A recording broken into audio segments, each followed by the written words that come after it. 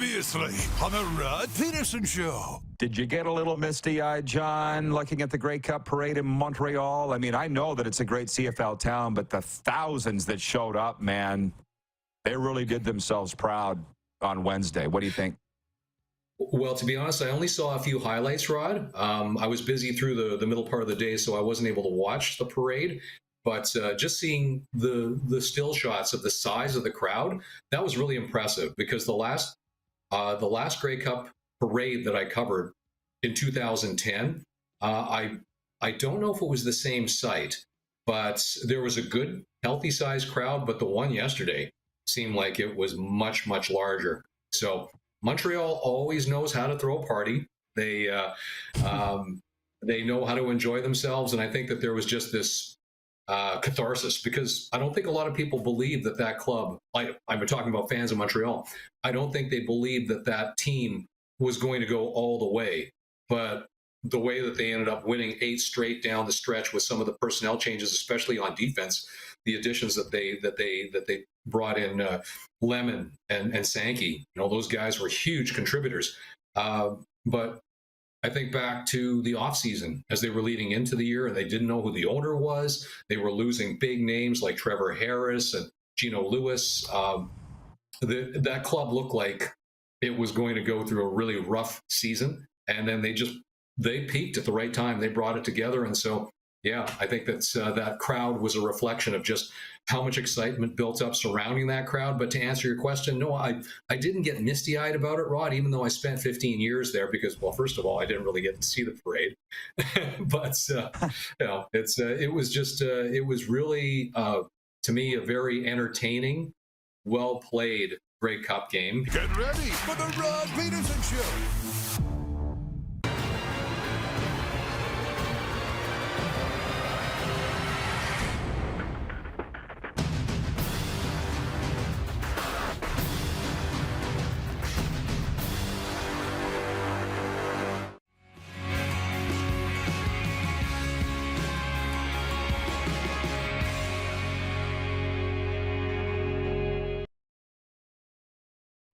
Three-time Grey Cup champion Sean Lemon of the Montreal Alouettes. You said that Wednesday's parade yesterday was one of the most unbelievable things you've ever seen in your life. It's just so many fans, because I've won 2 other Grey Cups before. We've had parades and it didn't look like that. The energy there, you see passionate fans crying, hugging us, and just so excited for everything going on.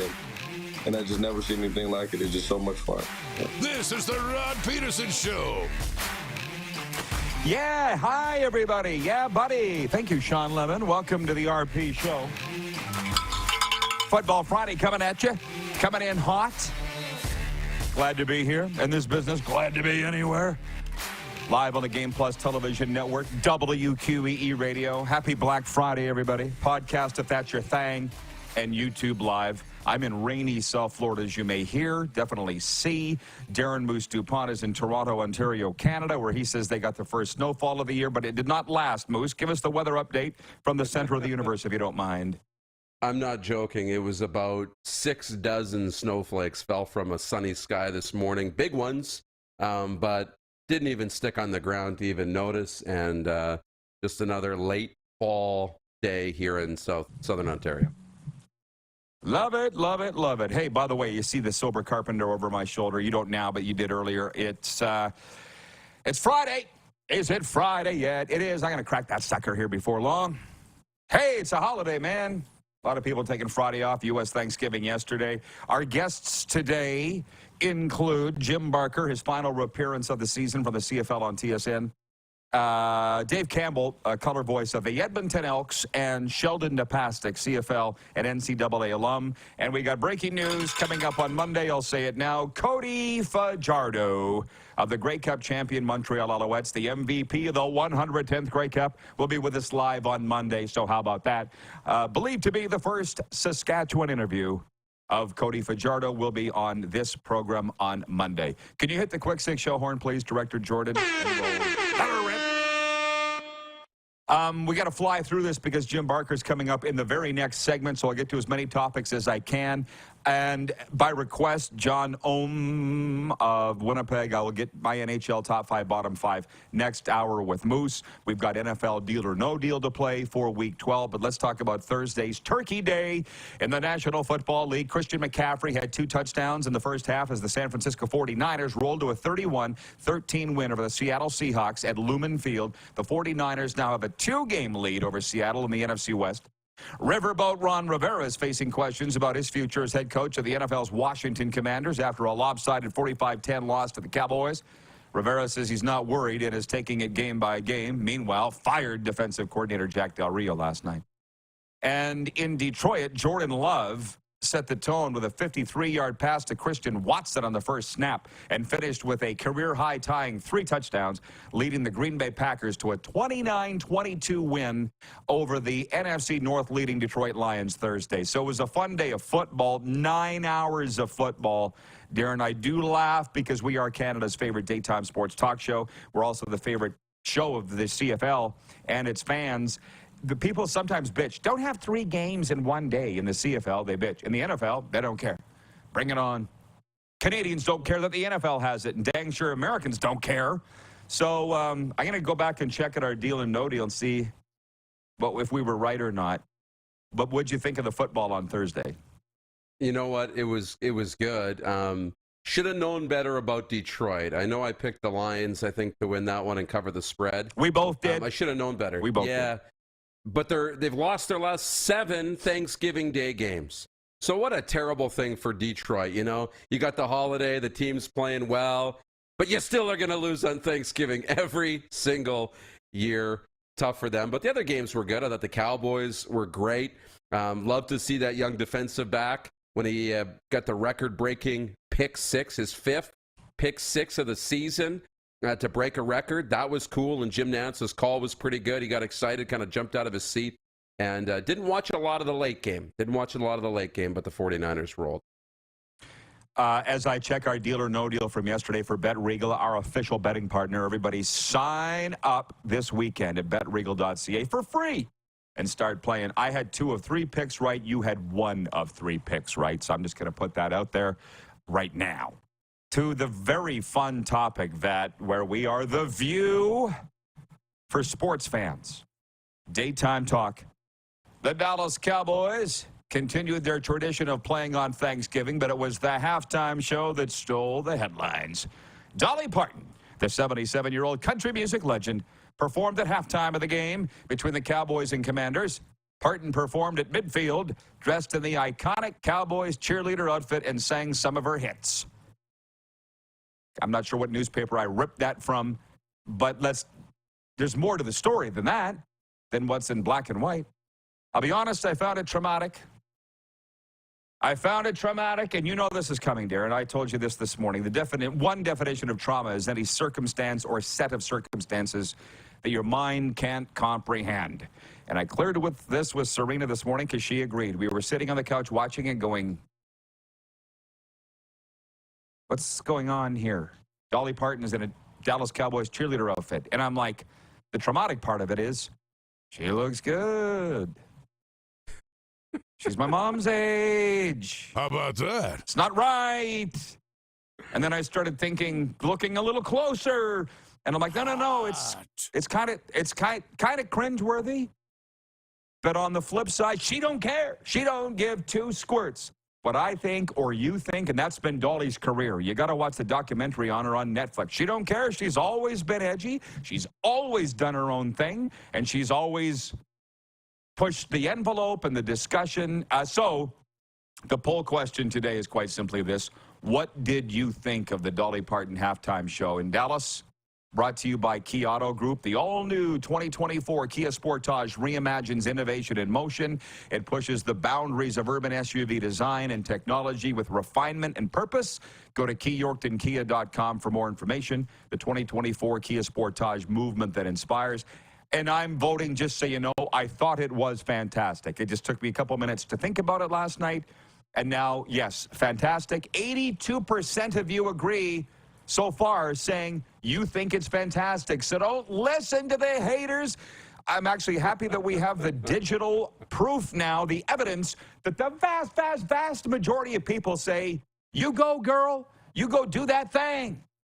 Don't listen to the 18% that think it's inappropriate that a 77-year-old would dress like a 20-something cheerleader. Over to you. Yeah, once I got my mind wrapped around what was happening, I thought it was awesome too. Yeah. You put it all into perspective. How was it not? At first, I'm watching her on stage. I'm like, nothing's moving. Like, nothing. She's not moving. Face isn't moving. And none of the assets are moving, And I'm just like, hey, but, as Leanne pointed out, she's like, got a lot of work done to look that good. But she did. She looked good. Like, pulled it off. Not so bad. And, at first, I wasn't sure if she was singing, but the more I watched, I'm like, no, I think she's probably singing, having a good time up here. And you know what? There's Jerry Jones. He was smiling ear to ear right down there on the field. Like, I think he was in the front row. Be right up his alley. So everybody was having a good time.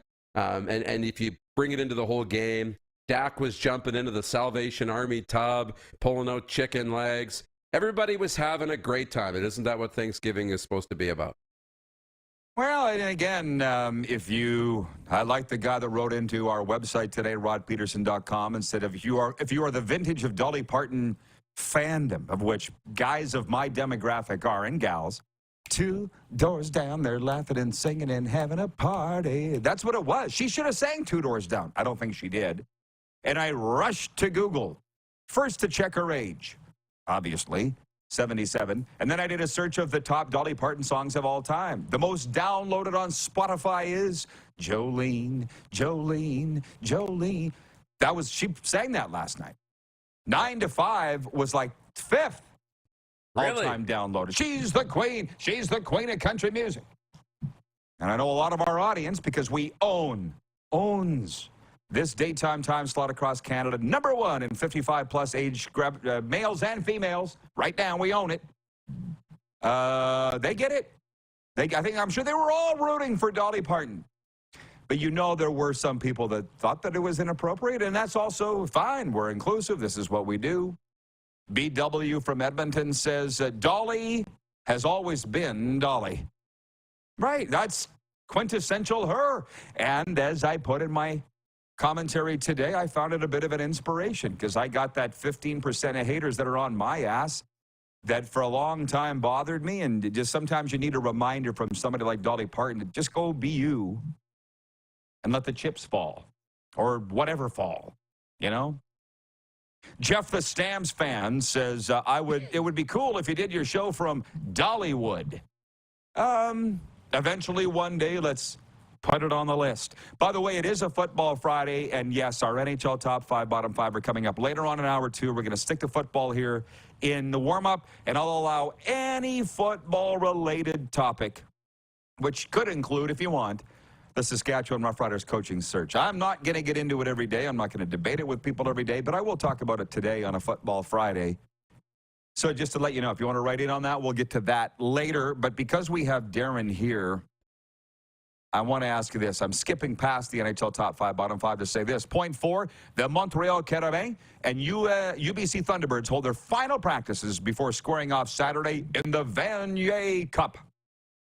The University of British Columbia's biggest challenge will be solving a Montreal defense that's allowed just 4 field goals in 3 playoff wins and hasn't surrendered over 16 points in a game all year long. Meanwhile, last night, U Sport handed out its annual football awards. Jonathan Senecal of the Montreal Canadiens became the first from the school to take home the Heck Crichton Trophy as Canadian University's MVP. UBC's Theo Benedette earned the JP Metra Trophy for a second straight year, becoming the first offensive lineman to do so. Darren has been calling these games all year. Canadian University football. So obviously you will be tuned into the Vanier Cup on Saturday. Give me your preview, and you want to pick a winner? 2 great quarterbacks. Jonathan Senecal was named the U Sports Player of the Year for Montreal, and Garrett Rooker, who comes from Houston, Texas, that area, the suburb of Houston, quarterback in UBC. He was really good too. It's going to be interesting. Everybody talked about, Senecal won the MVP, but it was Montreal's defense that was really good. They forced 7 turnovers against Western. It was number 1. And UBC's offense, that's the battle. And you talked about Theo Benedette. I want to tell you about these 2 tackles that they have, Theo Benedette and Gio Manu on the 2 sides. They're both 6'7", 300 and whatever pounds. They're huge. They're monsters. When Laurent Duvernay-Tardif was getting recruited into the National Football League out of Laval, they had about 5 NFL teams come and visit the school during the season. UBC has had like half the NFL come visit. So around 15 teams from the NFL have come visited UBC, and some of them have come back 2 or 3 times with different people. These 2 tackles are huge, so it'll be interesting to watch them against this great Montreal defense on Saturday. It's going to be a fun game. And a prediction? Got it. Give me UBC by 6. Homer alert, Homer alert. But I'll allow it. And by the way, for those that saw me crack this Sober Carpenter beer on screen, it's non-alcoholic craft beer, the official partner of the RP show and sponsor of our text line, which is open, 902-518-3033. Later on, as I mentioned, for those that are just joining us, we will be playing Week 12 NFL Deal or No Deal. I saw it come up again. It's been talked about every day, probably because it's the Dallas Cowboys. Jerry Jones and Jimmy Johnson have made up. So we're going to talk about some all-time football feuds and grudges later on in hour 2. But I want to take to the text line here. From all across North America, they're watching. Brian in Hudson's Bay writes in, the Moose capital. He says, Dolly looked fantastic. If I didn't know better, I would have thought she might be 50. Dolly's favorite line, it takes a lot of money to look this cheap. LOL. How about that? Jim Wagner from Balgonie, Sask. And I'll remind you, Saskatchewan's still the #1 region for viewership of the RP show. Has been for 1,128 shows and probably always will be. And if you missed it earlier, Cody Fajardo will be on this show on Monday at 12:40 Eastern, first Saskatchewan show to be on. Jim in Balgonie says, it's a peachy day, orange really, on the RP show. Nice bright shirts, gents. Enjoy the weekend all. I'm wearing the Dolphins because they're playing today, the NFL's first ever Black Friday game. They're at the Jets. And I struggled with it because the Dolphins don't really do much for me. As a matter of fact, nothing. It's the Panthers that are putting people on our show, giving me clothing, giving me an assortment of bobbleheads and dolls and toys. But I'm wearing the Dolphins because it's Football Friday. That's really the only reason. But thank you, Brian, for pointing it out. Bomber Boy in Calgary writes in and he says, happy Football Friday. The Jets are going streaking. He's talking about Winnipeg. They're going for their 5th straight win when they visit the Panthers here tonight. And he says, and my Packers shocked the Lions. It's another Thanksgiving miracle. Kirk from Toronto's written in with a question for Jim Barker, but Jim joins us next. I'll ask him the question when we do come back. Somebody asked the other day if I was going to the Jets game, Panthers tonight. Here's what I've decided to do. I found out it's not till 8 Eastern. For the love of God, I'm brushing my teeth at 8 p.m. Eastern. Getting ready to turn in, sorry. So I'm going to go to the first period of the Jets and Panthers and then rip over to American Heritage High School in Plantation, Florida, which is like 10 minutes away, and catch my guy, Matt Dubuck. It's the league final. Cardinal Gibbons in the league final, brother. I've been following it, as you know, all year long. I've been at 80% of their games, and I don't abandon my friends. And that's why Cody Fajardo's coming on Monday. So I got not a doubleheader, but a 2-sport night tonight, and I'm pretty dang excited about it. So, Moose, I'll see you back in hour 2. Yeah, that sounds good. Okay, the CFL on TSN's Jim Barker, 5-time Grey Cup champion, joins us next. We're live on the Game Plus TV network, WQEE Radio in Atlanta, Apple Podcasts, Spotify, and YouTube Live.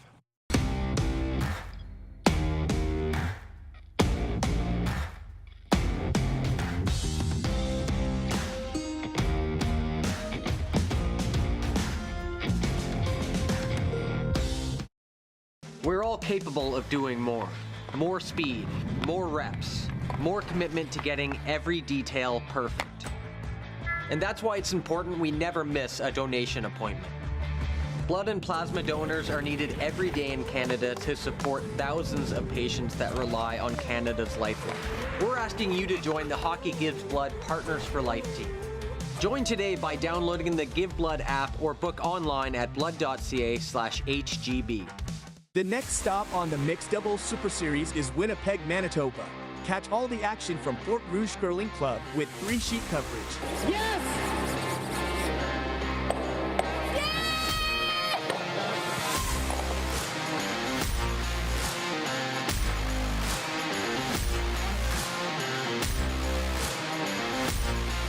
Head to mdsuperseries.com to subscribe today and watch some of the world's best mixed doubles curlers face off live.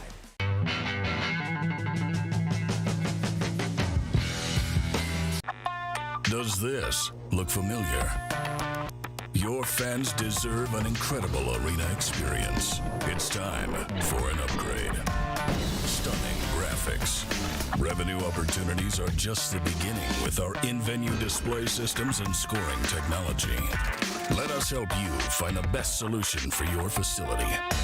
EDG, always delivering the best fan experience. Did you know that you can help save a life? And you can start right now. Stem cells from male donors increase chances of positive outcomes for patients, yet they only make up 40% of our registry. Today, there are hundreds of people in Canada searching for their life-saving match. You can be a patient's best hope. Be a hero by registering with Canadian Blood Services Stem Cell Registry now. The sports landscape continues to change, and teams and facilities are under more pressure to provide online and in-venue entertainment. They need the right team to deliver their product. Look no further than IKS Live. We provide service across North America and produce the best fan experience across all platforms.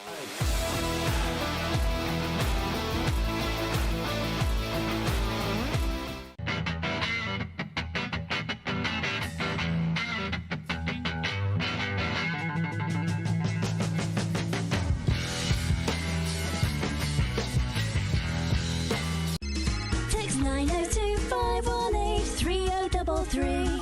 902-518-3033. Pick up your phone and text RP, that's Rod Pedersen. Text 902-518-3033. Here's how your business can be a part of Canada's fastest growing sports talk show. All you have to do is contact us, and we will tell you all about the dynamic and exciting marketing opportunities we have, utilizing a fully integrated 360-degree multi-platform. Imagine your business seen and heard across Canada on Game Plus TV and around the world on the Rod Pedersen Digital Network. You will use one of the most overused expressions in sports. You gotta be kidding me. Get your business involved. Contact the Rod Pedersen Show today.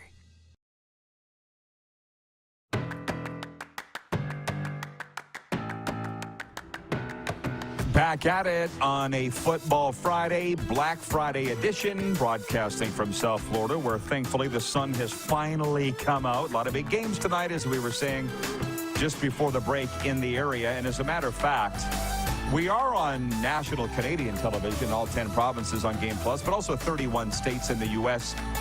So as we bring in five-time Grey Cup champion Jim Barker, I want to ask you, I want to lead with this, Jim, on a very big weekend in the NFL. It's the very first ever Black Friday game today. The Dolphins are at the Jets. First ever in NFL history. Amazon Prime's carrying it. How do you feel about the NFL gobbling up another day, Black Friday, and trying to make it a tradition? And they have to do it at 3 o'clock so they don't violate the rule. I don't like it. I mean,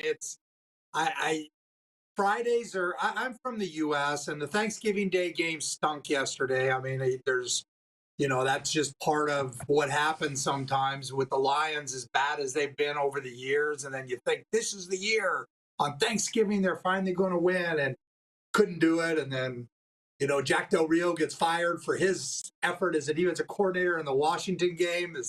So it was just a long day yesterday of NFL. But I love Friday college football. Like Nebraska and Oklahoma, those teams playing on television on Fridays. That's just what I grew up with. So I don't like dipping into the doing things new. I mean, the NFL has enough viewership. They go to Saturday, Sunday, maybe this week or soon. soon they go to Saturday, Sunday games. So that's enough. And, they have a Thursday already. I don't like the Friday at all. Hey, I appreciate the answer, and it's interesting that you say that because it feels like everything they do works. But on the college front, you're right, 13 games tonight, including Ohio at Akron, Curtis Rourke, which is a story for another time, or maybe we'll get to it later in this segment. You didn't come on to talk about that. We're going to talk about the 110th Grey Cup and an amazing comeback by my guy, Cody Fajardo and the Alouettes. He'll be on this show on Monday, Cody. Take me through it all, Jim, the week and then the game, and your thoughts. Well, the week was very good. Hamilton put on a great Cup, and it seemed well attended. It seemed people had a great time.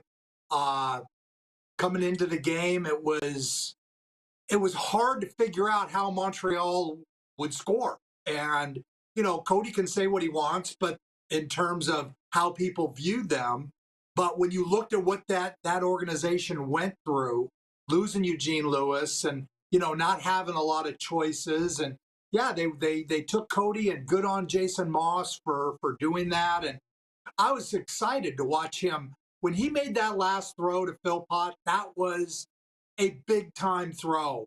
And it was like, wow, this guy has vindicated himself in terms of his own mind and his own what he needs to move forward as a viable quarterback in this league. And, I think Cody is a guy that has some tools, and if he can learn to play within his, within himself, he can do this again. So I was really excited to watch that happen.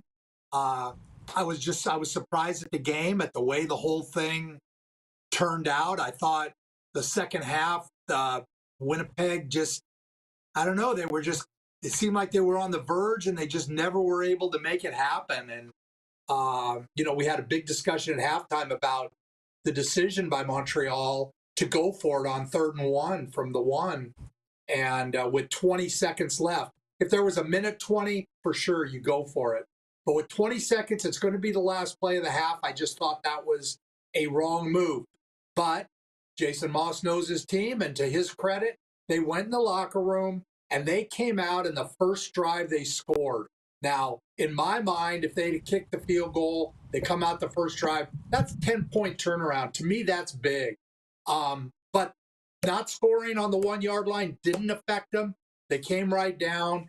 And again, Cody threw a strike to Cole Speaker, and they made a lot of gutty calls and a lot of gutty plays in that game. I mean, that 3rd and 5 call, it looked like it was double hitches and a go route, and the corner just kind of was in limbo. Didn't think they would throw a go route on 3rd and 5, and the hitch in front of him, or the little outcut in front of him, brought him up a little bit. And Cody made a good enough throw to Cole Speaker, and he made a great catch. So the game was more exciting. I know I was part of the winning team in the year before, but I think this game was more exciting football game. The last year's was exciting, the last 8 minutes, no question.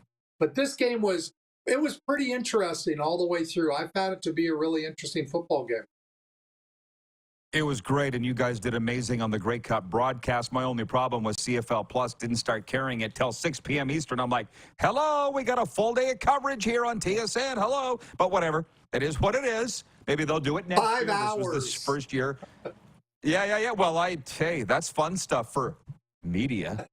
Guys like me. I enjoy that. And hey, yeah, and when you talk about the excitement level of the game, it helps to have a rooting interest.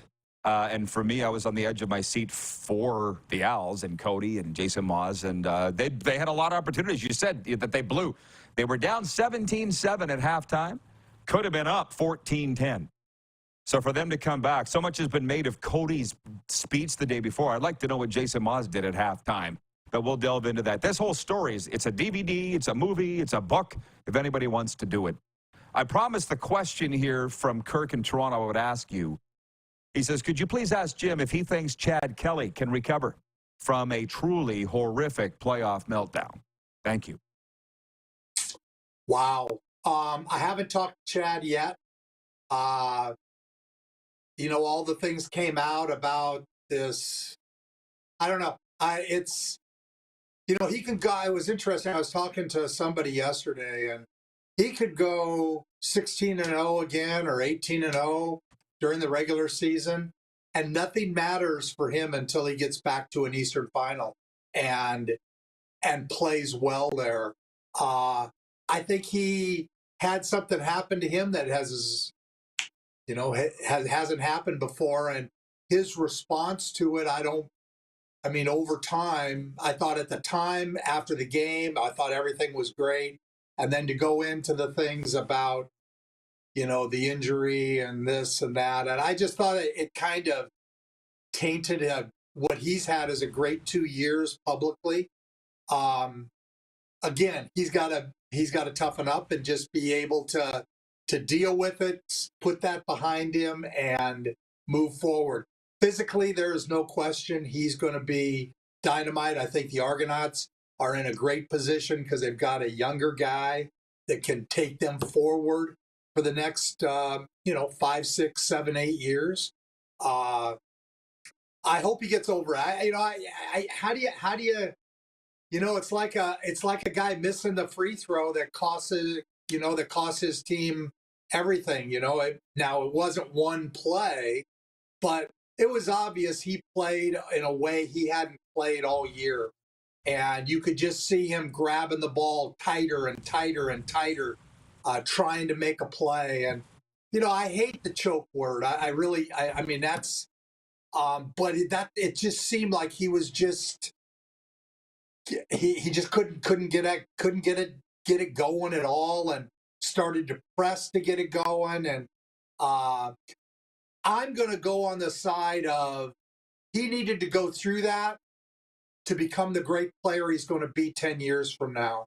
And 10 years from now, when he retires, he'll talk about the Eastern Final in his first season when he had a great team and he played as bad as he could play, which he did. I mean, he made plays running one way, throwing another way. I've been his biggest proponent all year long. But, he played very, very poorly and did not give them a chance to win.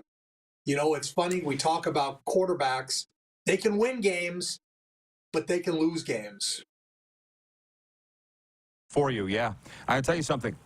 You just proved to me why you've had the longevity and success as a 5-time Grey Cup champion and all the other things you've done, because of being a motivator and looking at the positive side of things. Because Chad's going through a really tough time right now. You may or may not know he's gone social media silent. He's not doing any interviews. He's hurting. He's in a bad place. What's interesting is all the haters can kind of point at him and go, oh, we were right. Whereas a week later in the Grey Cup, Cody, Sean Lemon, all these guys shoved it down the haters' throat. That's what we love about sports. But I told Cody when he had a tough time leaving Sask, I said, this will make you stronger. I didn't think it would happen this fast, but it did. And I'm with you. I think this will make Chad Kelly stronger. Gosh knows, I hope it does. But what choice do we have?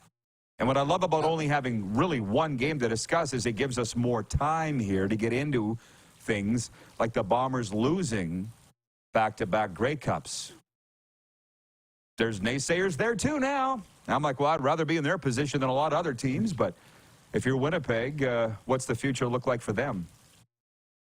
Well, again, a lot of it depends. They got to get Kyle Walters' thing squared away in the front office, which a lot of teams now are trying to get that all figured out, and then go about signing their players. I think that the culture's not going to change. Mike O'Shea's not going to change. He's going to be who he is. Players are going to enjoy playing for him. But again, as time goes, things change. And that loss, I think, for them was it was a devastating, just the way it all happened. And again, they're ahead with 11 seconds to play. I mean, it's not like they played terrible. It was a Grey Cup game, but everybody expected them to win by, 8, 9, 10 points. I mean, the spread was off the charts. And when you don't, and then after they lost the game last year when they were favored, it creates some things. I think they're still going to be one of the top teams in the West. I think those other teams have a long way to go to to catch up to where they are. But again, so much in the CFL changes, and they lose Buck Pierce to Saskatchewan, and Adam Bighill decides to retire, and you say, well, Adam Bighill, he didn't have a great year, and Adam Bighill, his value is not necessarily what he does on the field. I say this a lot about the Sankey-Lemon combination. Those two guys, it wasn't about what they did on the field. Yeah, Lemon brought more sacks and Sankey brought a physical presence, but it's what they brought to the locker room. It was like 2012 when we won the 100th Grey Cup with a 500 team. The key thing in that whole season, was when I brought Adriano Belli in late September, and he came in and he made football fun for everybody in that locker room. They learned how to play CFL football the CFL way, I'll call it. And our guys just played loose. And to this day, I believe that was the key factor in us winning that game. I think a key factor for Montreal this year was what Sankey and Lemon brought into that locker room. Those personalities were needed. That leadership was needed. It was maybe an unspoken leadership. I don't know, because I wasn't there. I'm just saying that what Adam Bighill brings to that team, it's not based on how he plays. It's all the other things he does that says, this is how you're a champion. This is how you win in this league. And if you don't want to get on board, then get out. And when you have players doing that, you're going to win games. And I just believe that that's what happened in Montreal with those two guys. It's more of what they brought to that locker room. So things can change in a hurry here. Adam Bighill decides to retire. That was I believe probably a fairly serious injury, and he tried to play through it and couldn't. Is he going to come back? Then if he decides not to come back, what does that do with Willie Jefferson or Jackson Jeffcoat? And, teams are going to come with money for those people. And will they say it's not worth it? And so their team's going to change. The dynamics of their team are going to change. The key is what they lose. That will determine how they're going to be. And do they have enough core that they can, overcome that and make another Grey Cup run? Hey, I appreciate the analysis. We have a time restraint today because Dave Campbell's in next. I got more, but I appreciate this. Has been great. Jim, thanks for everything all season long, and I hope to do it again next year. Great. Thanks a lot, Rod. Really enjoyed it. This has been the highlight of my week, is to be able to be a part of Football Friday. And when you need an NFL thing, just give me a call, and I'll talk all about Jack Del Rio getting canned. Okay, we will. Thank you, Jim. I appreciate you. Jim Barker, CFL on TSN, and his visits brought to you by EMJ Marketing. They will provide the perfect keynote speaker for your event. Look up Joe at emjmarketing.com. We're going to Edmonton next. We're going to talk Elks, but we're also going to talk about Oilers, so Dave Campbell, be ready for that. We'll be right back on Game Plus Television, WQEE Radio, Apple Podcasts, Spotify, and YouTube Live.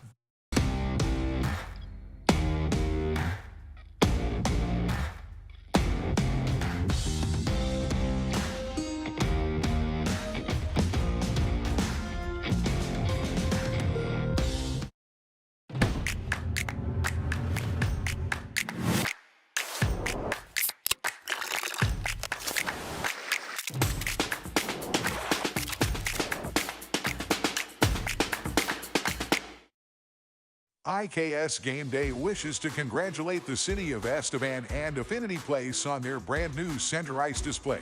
This state-of-the-art score clock features 5 LED faces with full motion graphics, scoring integration, and our new Halo mounting system.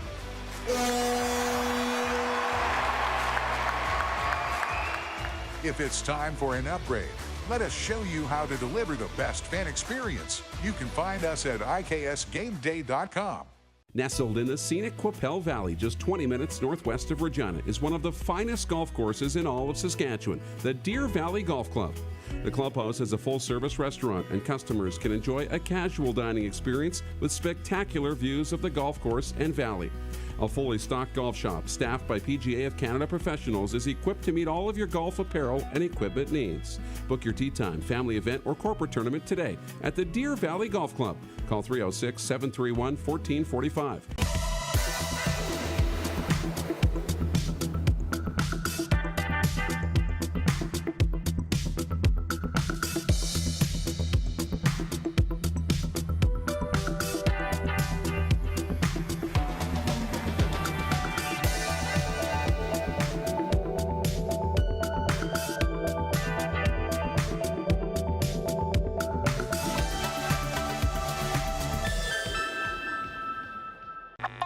Does this look familiar?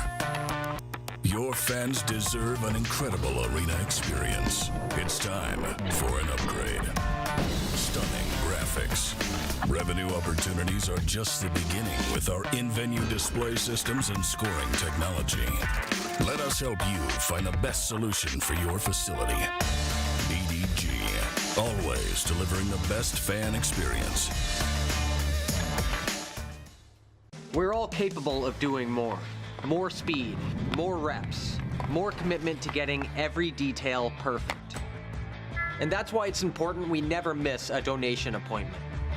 Blood and plasma donors are needed every day in Canada to support thousands of patients that rely on Canada's lifeline. We're asking you to join the Hockey Gives Blood Partners for Life team. Join today by downloading the Give Blood app or book online at blood.ca/HGB.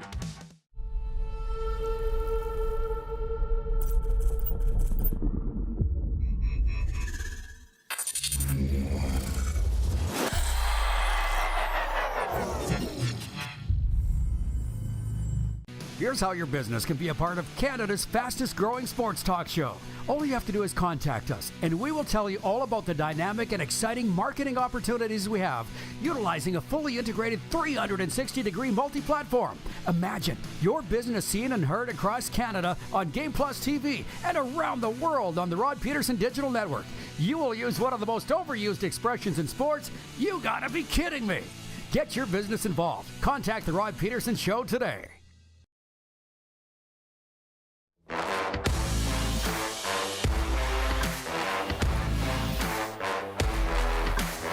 Football Friday rolls on here on Game Plus TV, WQEE radio, and streaming. And hey, there are 15 games in the NHL today. Interesting. Go to our poll and vote on that little mini poll at The Rod Pedersen Show on Instagram. Leading the way for game of the day, Maple Leafs at Blackhawks. How about that? Winnipeg Jets here at Sunrise tonight. I can't wait to go to the game. But we are putting a wrap on the 110th Grey Cup of the CFL season. We bring in Dave Campbell, longtime Edmonton Elks and Eskimos broadcaster. And, of course, 6:30 Ched carries the orders as well. David knows his way around the hockey rink. Hey, Dave, how you doing, brother? Happy holidays. Yeah, good to see you, Rod. Happy holidays as well. I feel like there's a lot of things coming out of Edmonton with regards to the football team right now. And you know what I'm talking about. Maybe private ownership, maybe not. What's the roster going to look like? Rick Wallisher's made comments here this week. Can you give me an Edmonton Elks report from where you sit? Well, let's start with what we heard yesterday, and that's a committee, 5-person committee. We'll look at basically ownership options, and we'll see what happens here. I mean, the comment from Rick Wallisher, who's going to stay on until this process is completed, as far as what type of ownership will be in place for the Elks to ensure their future. He's going to stay on. 2024, they should be able to get through just fine. There's enough in their stabilization fund. Season ticket renewals have actually upticked, which is good. Trey Ford has probably contributed to that. But it's dire, Rod. And, this once proud franchise, which is going through a rough patch here of losing money 4 straight seasons. And the last time they made money was 2018. That's when they held the Grey Cup here in Edmonton. They they picked up almost $2.8 million in revenue. Since then, they've lost somewhere between, I think it's about 18 million, somewhere in that range. They're going to lose more money this year or from 23. I don't think we're going to see community ownership. And, I'll make this prediction, and I'll put a lot of runway to this. By the time the 2025 CFL season rolls around, this team will be under a private owner or private ownership group. Wow. Well, if I don't usually like to look back, but can I ask you this? Who do you think's to blame for where the team is right now? I think it's been a slow burn for a while. There was a lot of people upset, before 2018 with the organization, the direction. Len Rhodes was the president and CEO at the time, made the club a lot of money. They lost a lot of attendance, though. I think it was like 9,000 in average attendance under Len Rhodes, and there were some people upset with him.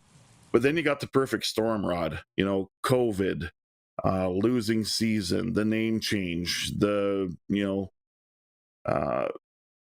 mismanagement, I guess, from Brock Sunderland, and Chris Pedersen came in, and a tough situation for him to handle COVID.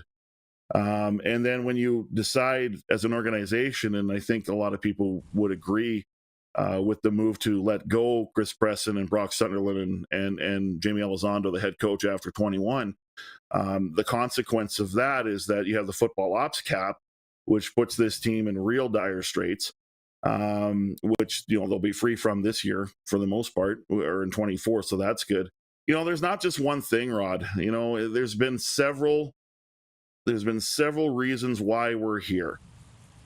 The thing that bothers me and the thing that concerns me is how quickly the bottom fell out of this organization. They're real tough, like I said, tough financial times.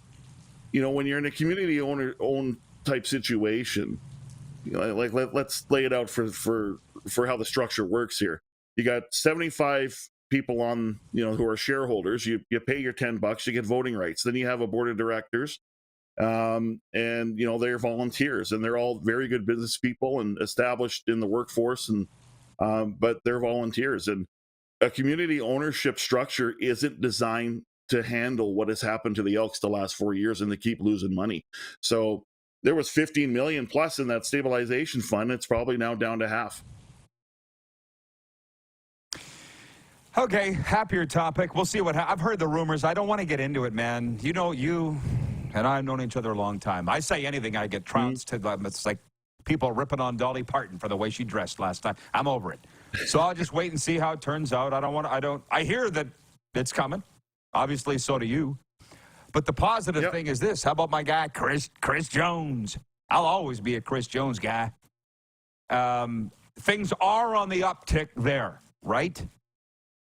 I think so. They're going to be, continuity they're going to have in 24. They are probably going to only have about 15, 16 free agents compared to a year ago when it was about, 30 to 35. They're going to have a very solid roster as far as continuity is concerned. Now, the roster was young in 23 in relative terms and might be young in 24. And the concern that I think people have, and I have as well, is, okay, are they going to grow up? Are they going to find the way through a game where they, go through a tough time and, not cave in? You go back to week 1, Rod, where they had 3 cracks of scoring against the Riders at home here in the home opener on the 1 yard line and didn't do it. I think that messed with their psyche for most of the year. Then they went through a stretch with Trey Ford at the helm where they won 4 of 5 games, and then they lost 4 in a row. But I do think there's some optimism because of Trey Ford and the excitement he brings, and he's going to have to improve as an all-around quarterback. They're going to have to improve their offensive line and a little bit. It did improve. But, I always say this, look at the Grey Cup. Look who won it. Look who was there on the other side that fell short. How close are the Elks to the Alouettes and the Bombers, right? Well, if you look at the Alouettes, I think this offense of the Elks is somewhat comparable. Defensively is where the Elks really have to improve, and special teams. But defensively, when you're giving up an average of 28 points per game throughout the season, that's not Chris Jones' defense. So they have to do some tweaking to the roster. but they'll have a lot of their pieces back. And the good news is the football ops cap, for example, or as I mentioned earlier, they're going to be free of that. So if Chris Jones wants to get some help in coaching or football ops, he'll be free to do that. Okay, lastly, we got about a minute or two. I respect you immensely, Dave. You know that. Your knowledge of football and hockey. So I want you to tell me who you think is to blame for where the Oilers are. Because I've heard every opinion. Now I want yours. Well, well, you just set me up like a T there, Rod. My goodness, don't get me into trouble now. That's what I do. Anyway, but seriously, it's defense. They can't stop the puck. Okay. They can't defend well enough, and their goaltending hasn't been good enough. Now, it's relatively the same team as last year. Okay, and that team, if they would have beat the Vegas Golden Knights, could have very well been in the Stanley Cup final. They could have won, right? So they knew that. They came back to training camp, or they came in September 5th for captain skates, and we're talking Stanley Cup. Through training camp, they were talking Stanley Cup or bust. You heard that from Leon Draisaitl and some others. I think that set them up psychologically. That was not a good situation for them. I don't think that has played very well with their psyche, and they're caving with the pressure. I honestly believe that. There's that saying, "Be where your feet are." Just focus on where you are now. It's the NHL season is a grind. It's a build. It's a marathon, not a sprint. And I think they feel the pressure so greatly that they're having trouble scoring. They're having trouble with their power play now. They're having trouble with the penalty kill. They're having trouble with everything, defending, goaltending. They changed the coach. Chris Knobloch. He even stopped practice at the beginning yesterday and said, "Okay, someone went offside. We're starting the drill again. F-bomb, F-bomb, F-bomb." He was very direct. So there's going to be probably a trade coming. But the problem is, Rod, every team knows the Oilers are, they need a goalie, or especially, and they're not going to make it very easy on the Oilers. So the warning I have is, whatever trade that is, if this doesn't turn around internally, it's going to be brutal for the Oilers. It's going to be brutal for the return that they have to give up for whatever asset they get, and it probably won't be the asset you like. Amazing, amazing, amazing stuff. David, I appreciate this. Again, enjoy the football, the hockey, whatever's on your plate this weekend. Thanks for this. You got it, buddy. Same to you. Yeah, good to see you. Edmonton broadcaster, the great Soupy Campbell. We'll be back with a sports update and as much audience takeover as we can. Sheldon DePasta coming up in hour 2, and the Moose will return. We're live on Game Plus Television, WQEE Radio, Apple Podcasts, Spotify, and YouTube Live.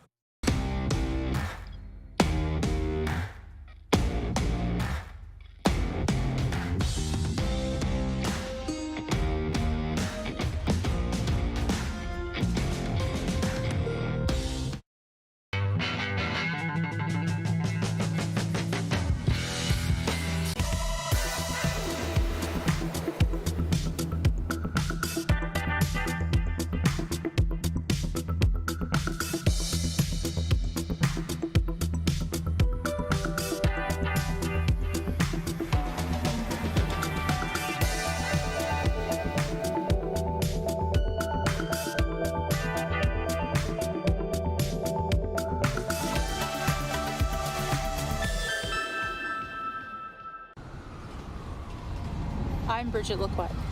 I'm a First Nation Olympic silver medalist, and I'm proud to represent Indigenous hockey players across Canada. Each year, hundreds of Canadians need a stem cell transplant from an unrelated donor to save their life. Anyone can have a hard time finding a stem cell match, but for Indigenous peoples, it can be even more difficult, because just over 1% of prospective donors on Canada's stem cell registry are of Indigenous backgrounds. Be a hero. Join me in Hockey Gives Blood in helping to make a life-saving difference to those in need. Register today at blood.ca/beahero.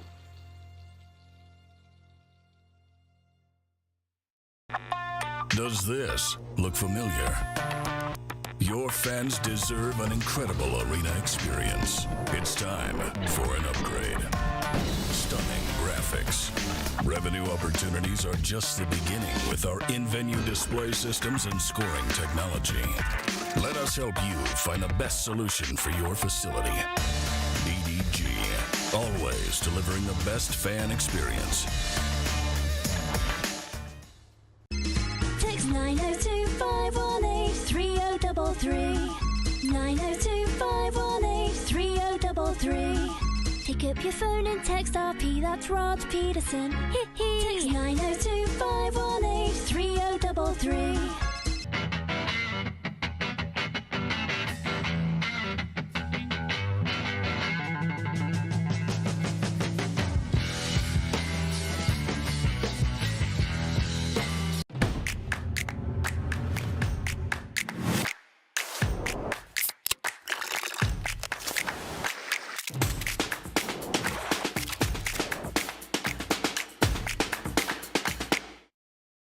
We're all capable of doing more.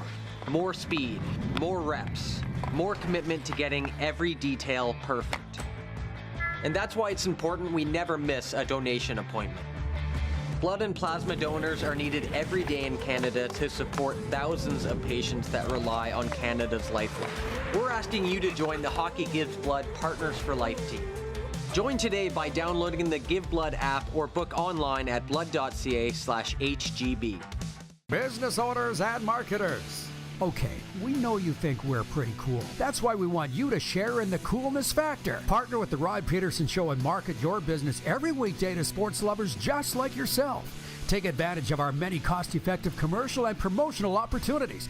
Tell the world about your business. Yes, the world. Thanks to Game Plus TV and the Rod Pedersen Digital Network. Contact us today and find out how you can be a part of Canada's fastest-growing sports talk show, The Rod Pedersen Show.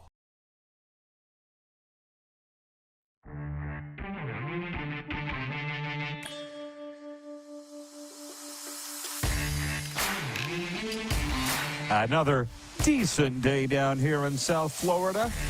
Gonna get to a sports update in a second. Just checking in on the Rod squad. Here's what they're saying. Troy in Toronto says, how about the Packers taking down the Lions? The team looked much better this week. Maybe there's a reason for optimism. Troy in Toronto on his pack. We opened the show, just so you know, the warm-up talking about the 3 NFL games, and Darren and I both got that one wrong, as did the odds makers. Everybody thought Detroit had that one in hand, so it certainly made things interesting in the NFC playoff picture, hasn't it? And the Eagles, by far the best team in the NFC. Said, we'll play NFL deal or don't deal. You know what I mean. Next hour. How about that? Wayne in BC says maybe the Oilers got ahead of themselves and had the bad start and couldn't handle the pressure. How about that?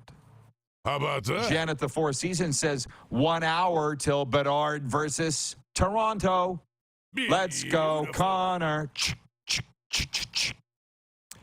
Tonight I got the Jets and the Panthers here, plus a high school league final, football. Life is just fantastic.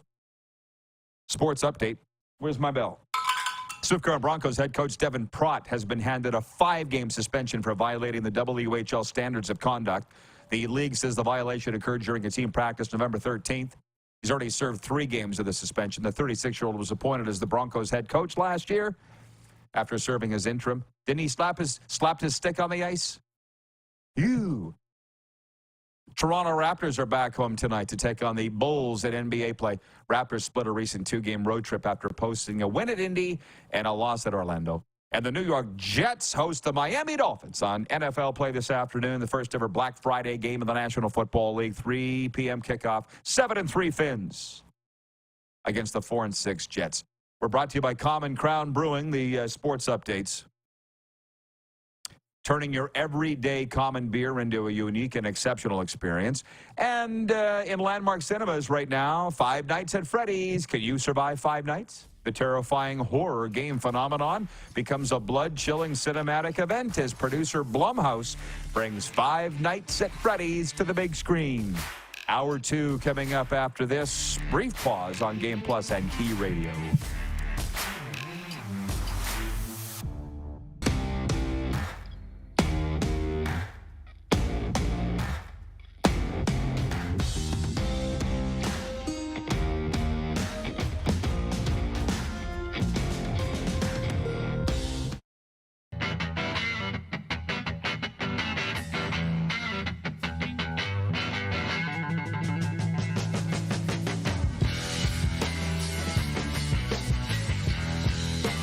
We're all capable of doing more. More speed, more reps, more commitment to getting every detail perfect. And that's why it's important we never miss a donation appointment. Blood and plasma donors are needed every day in Canada to support thousands of patients that rely on Canada's lifeline. We're asking you to join the Hockey Gives Blood Partners for Life team. Join today by downloading the Give Blood app or book online at blood.ca/HGB. The sports landscape continues to change, and teams and facilities are under more pressure to provide online and in-venue entertainment. They need the right team to deliver their product. Look no further than IKS Live. We provide service across North America and produce the best fan experience across all platforms.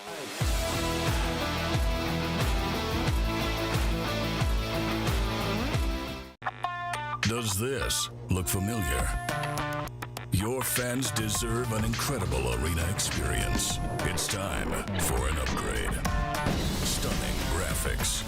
Revenue opportunities are just the beginning with our in-venue display systems and scoring technology.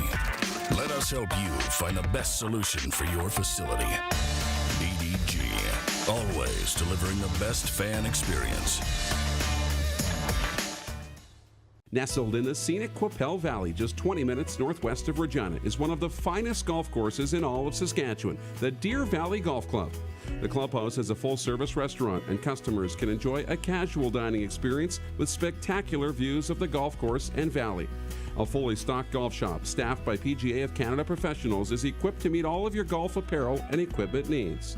Book your tee time, family event, or corporate tournament today at the Deer Valley Golf Club. Call 306-731-1445.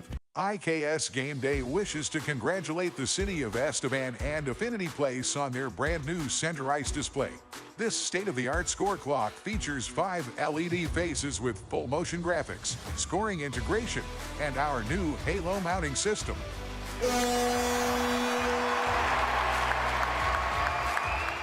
If it's time for an upgrade, let us show you how to deliver the best fan experience. You can find us at iksgameday.com. Text 902-518-3033. 902-518-3033. Pick up your phone and text RP, that's Rod Pedersen. Text 902-518-3033. Business owners and marketers. Okay, we know you think we're pretty cool. That's why we want you to share in the coolness factor. Partner with the Rod Pedersen Show and market your business every weekday to sports lovers just like yourself. Take advantage of our many cost-effective commercial and promotional opportunities. Tell the world about your business. Yes, the world. Thanks to Game Plus TV and the Rod Pedersen Digital Network. Contact us today and find out how you can be a part of Canada's fastest-growing sports talk show, The Rod Pedersen Show. Three-time Grey Cup champion Sean Lemon of the Montreal Alouettes. You said that Wednesday's parade yesterday was one of the most unbelievable things you've ever seen in your life. It's just so many fans because I've won 2 other Grey Cups before. We've had parades and it didn't look like that. The energy there. You see passionate fans crying, hugging us, and just so excited for everything going on. And I just never seen anything like it. It's just so much fun. This is the Rod Pedersen Show. Well, this is a very interesting start to hour 2 of a Football Friday. Hi, everybody. I hope you're enjoying the program. I know I certainly am. The sun has come out. It's a beautiful day in South Florida. We're ready for the weekend. We're getting smashed on Sober Carpenter, non-alcoholic beer. Oh. Plan to be on my second by now, but hey, things don't always go according to plan. We don't have the Moose, but we will right away. Clark has informed me we thought we had Darren Moose DuPont lined up for hour 2, but as of now, it's just me. I hope that's okay with you. Where do we start? Troy in Toronto. I'm going to try to get to as many comments as I can from the Rod Squad, the audience, before Moose comes in and ruins everything. Troy in Toronto says, getting the big screen in the boardroom warmed up for the Leafs and Blackhawks game. Can't wait to watch Connor Bedard. He is awesome.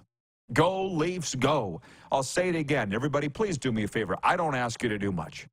But please go follow our social media channels, Instagram specifically, at The Rod Pedersen Show. Twitter at Rod Pedersen Show. Facebook, too. We got a lot of fun stuff going on there. If you just can't get enough of us live every day for 2 hours here on Game Plus TV and WQEE Radio, go to our social media, vote on our polls, support our sponsors like Sober Carpenter. Hope your fridge is full of that for a big football weekend. Reason I'm bringing that all up is we've got a poll on our Instagram story right now for what's your game of the night in the National Hockey League. There are 15 games. I had to pick 4, and leading the way is the Toronto Maple Leafs at the Chicago Blackhawks, like Troy in Toronto. Moose all excited about that, and Moose is with us here now from Toronto. And Darren and I have had a few chats outside of the show this week, and I told you that I was in a Zoom meeting this morning with my peeps from largely the Queen City, and they got mad at me. It was my turn to share in the meeting, and they said, turn your camera off. Get those damn palm trees out of there. It was minus 24 here last night. I'm like, don't get mad at me. Don't hate me because I'm beautiful. I worked my ass off to get this going. So, yeah, life is great. And we're getting ready for the Black Friday game. Does it not feel like a holiday to you, Darren? We had the 3 NFL games yesterday. Now we got a spate of NHL afternoon games today. We're in the holiday spirit. Yeah, man. It does. We did, the game's already started, right? I believe the game's already underway, the first one. Detroit's playing. It's going to be it does. And I watched the Macy's Day Parade yesterday, and I know, I'm not that far from the U.S., about an hour away from the U.S. border, really close to Buffalo. But it's not even that. It's, this show airing in both countries. And I talked about this yesterday. It's having friends down there and all the rest. But it's also, on our television sets. And it's a great holiday. And if it's good reason to celebrate twice. Even if you have to go to work today or whatever. We're having fun with it. It's going to be a good day and a good weekend. By the way, we got some new viewers that have tuned in and are writing in, and they're getting the hang of it, in that you can write the guys on the screen, and if you're real lucky, they will talk back to you, which you don't get anywhere else in the media business. But they also need to understand there's a queue. There's what we call the Rod Squad. It's our posse that have been around a long time. So they get precedence. So we'll get to that. And the thing is, we were having this discussion last night. We had a great Thanksgiving dinner, Serena and I, and we're talking about the difference between Canada and the U.S. And, I mistakenly thought that the 49th parallel was really just this virtual line. Just erase it. We're really one big group. And then I've been here long enough now that, no, it really couldn't be more different. Yeah, the Leafs are at Chicago today, but you know what I mean? And the Raptors are playing the Bulls tonight. But no. They might as well be a wall. We're building a wall. There might as well be, in terms of the mentality of the two countries, i.e. they don't really care about hockey here. Sorry to say they don't care about the CFL for the most part, which reminds me, I'm talking myself down a very interesting path here that I hope people find interesting. Because as we've said, we're on the radio in Atlanta, you may not understand necessarily what we're talking about, but damn sure you're going to be entertained. So I mentioned I joined a new gym yesterday. It's called Johnny O's. And I went back there today for my second workout. This is the home gym of Nick Bosa of the 49ers, Joey Bosa of the Chargers, Chris Carter and his son Duron, Major Wright. And, okay, when I said the CFL isn't a big deal en masse to Americans, no, it's not. But to a certain segment of people, it's a really big deal. So I wore my Rough Riders workout shirt today. And Johnny O comes up to me, and he's got that Northeastern tough Boston accent. Big, chiseled guy, Darren. Johnny O, you'll have to meet him when you come down here. He's like, did you get a chance to talk to Major yesterday? And I'm like, yes, I did. I met Major Wright, the Gators safety, national champion, Bears safety, all of that. So when we got talking about Chris and Duron Carter, I told him, I said, I work for a team that Duron played for. And he looked at me, which one?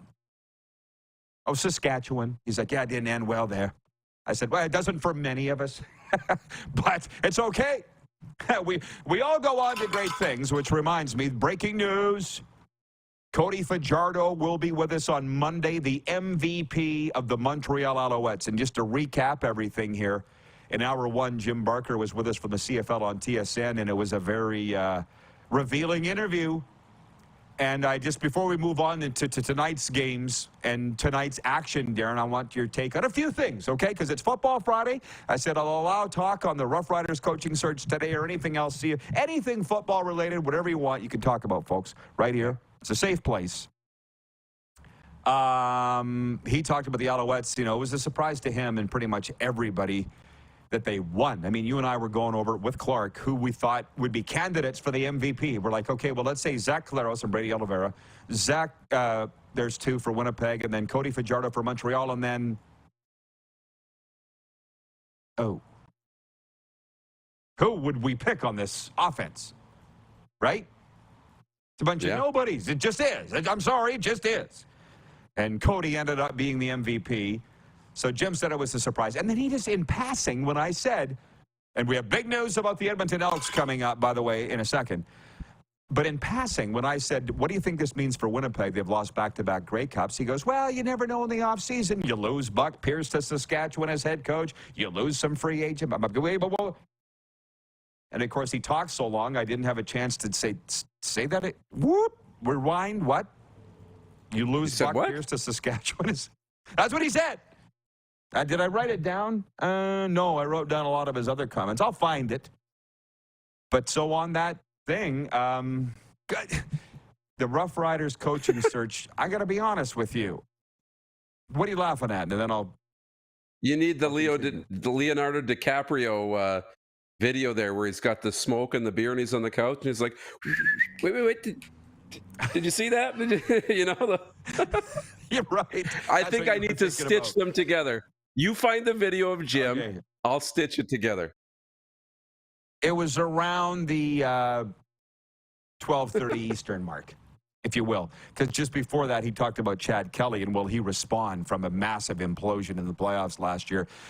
But anyways, the reason that I haven't put a lot of time into this Rough Riders coaching search is because it's gotten comical in a way.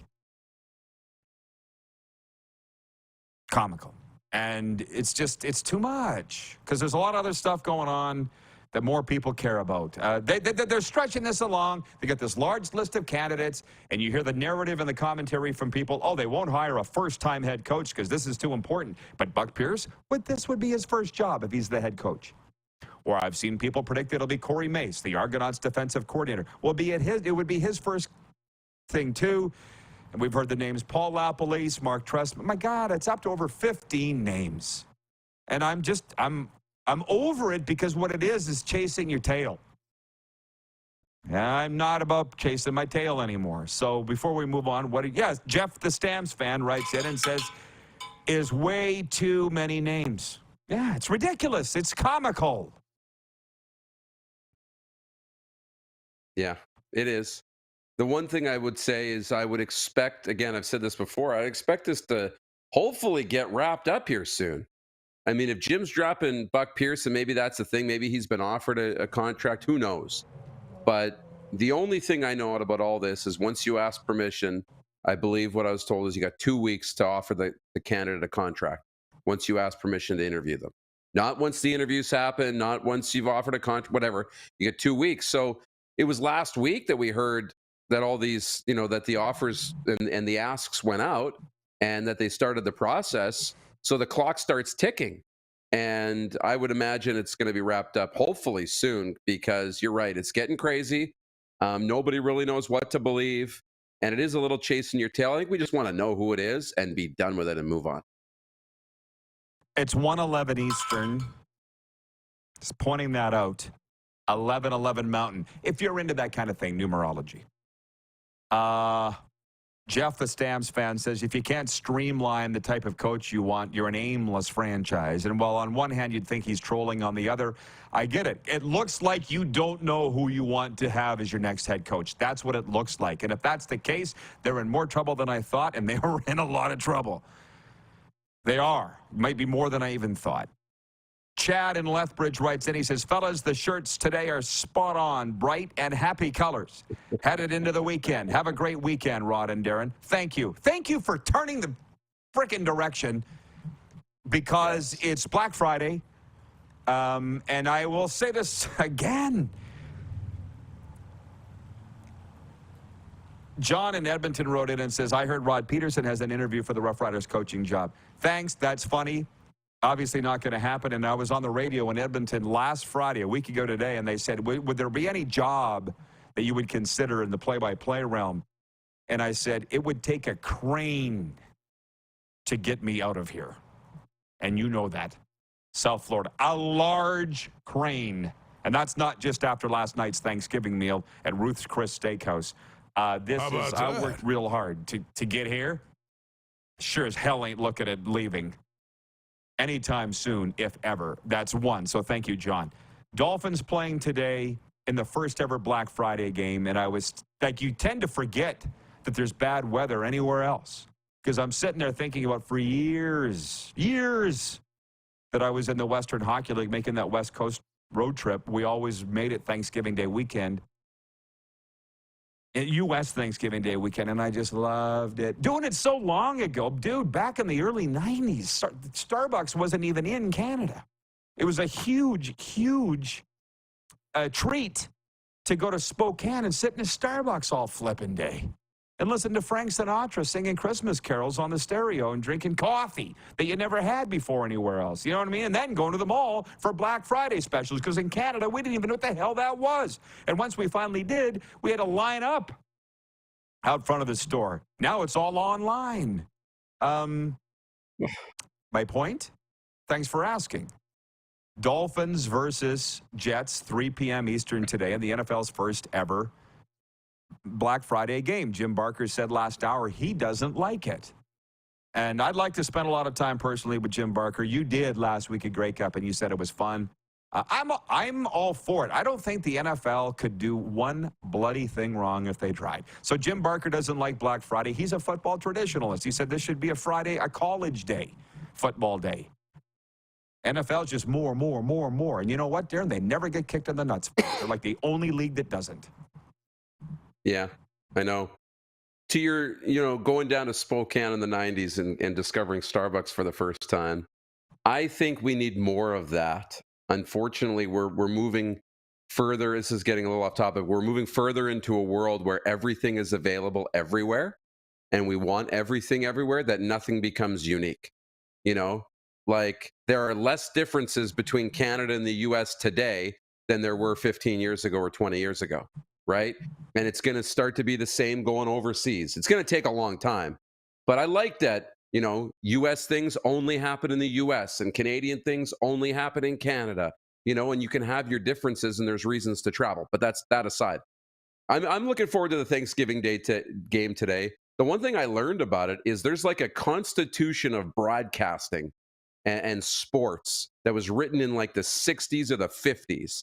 And they put a rule in that said the NFL cannot play games on Fridays or Saturdays. Fridays starting at 6 p.m. Eastern or all day Saturday. Yeah. It was reserved for high school and college football to protect those entities, give them their space. So what the NFL do?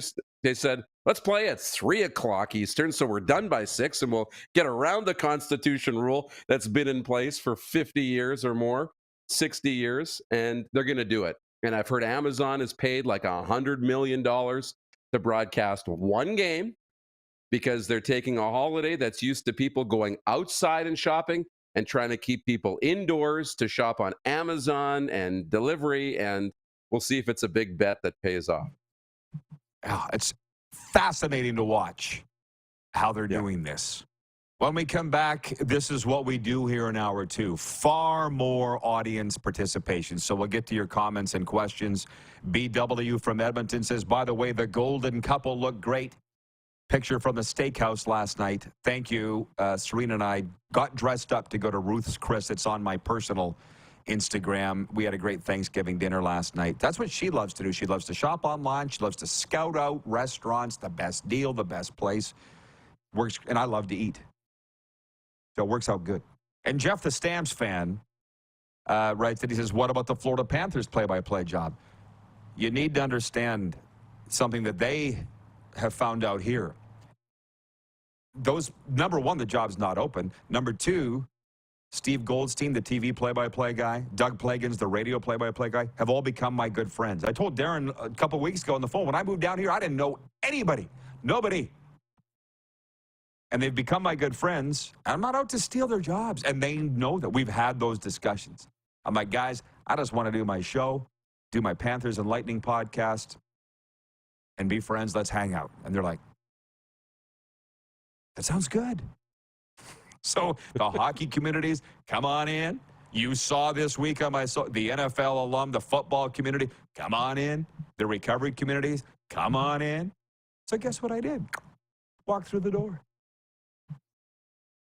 It's amazing. It's the secret. I didn't think I'd have to field any, would you go after this job questions anymore? It's just odd that it came up. And today I brought it up on my own, so it's on me. When we come back, we'll talk about the Elks news, about their going to a private owner. That's the talk. More on the NHL games tonight. College if you want it. We got NFL Deal or No Deal coming up in our NHL top 5, bottom 5 for John Ohm right after the break. I'm getting the crown out when we return on Game Plus Television, WQEE, Apple Podcasts, Spotify, and YouTube Live.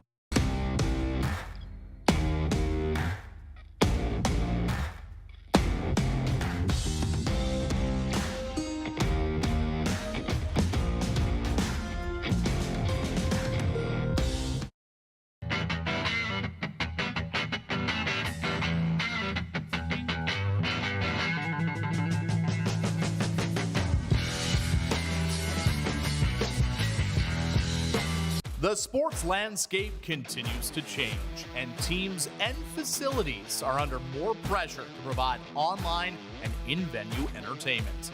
They need the right team to deliver their product. Look no further than IKS Live.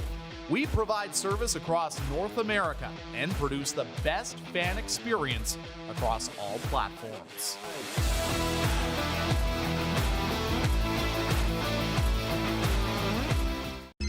Text 902-518-3033.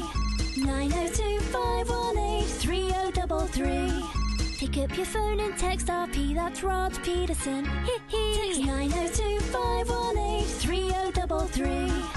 IKS Game Day wishes to congratulate the city of Estevan and Affinity Place on their brand new center ice display. This state-of-the-art score clock features 5 LED faces with full motion graphics, scoring integration, and our new Halo mounting system.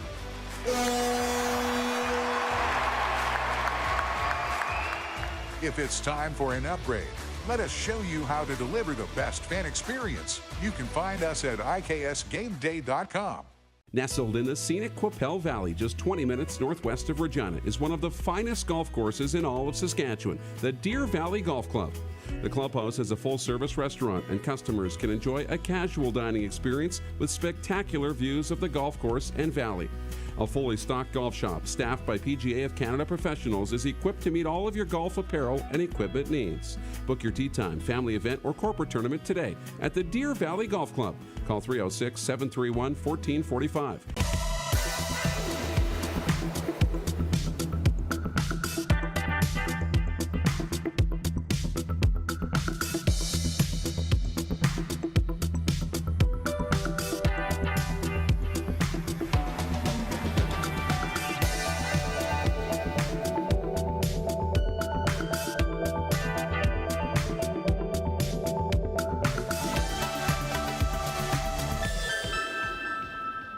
The next stop on the Mixed Doubles Super Series is Winnipeg, Manitoba. Catch all the action from Fort Rouge Curling Club with 3-sheet coverage. Yes!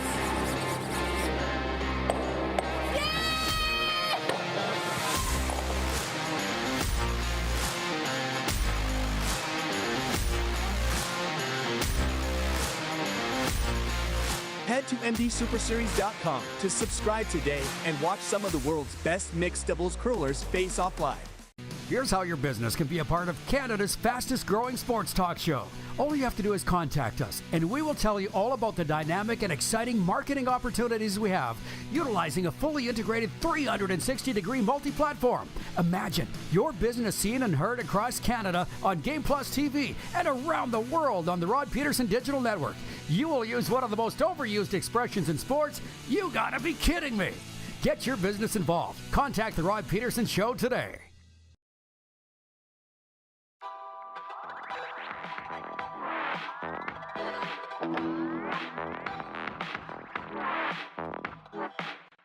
Always a fun time of the week. Football Fridays and the fun things that we do here.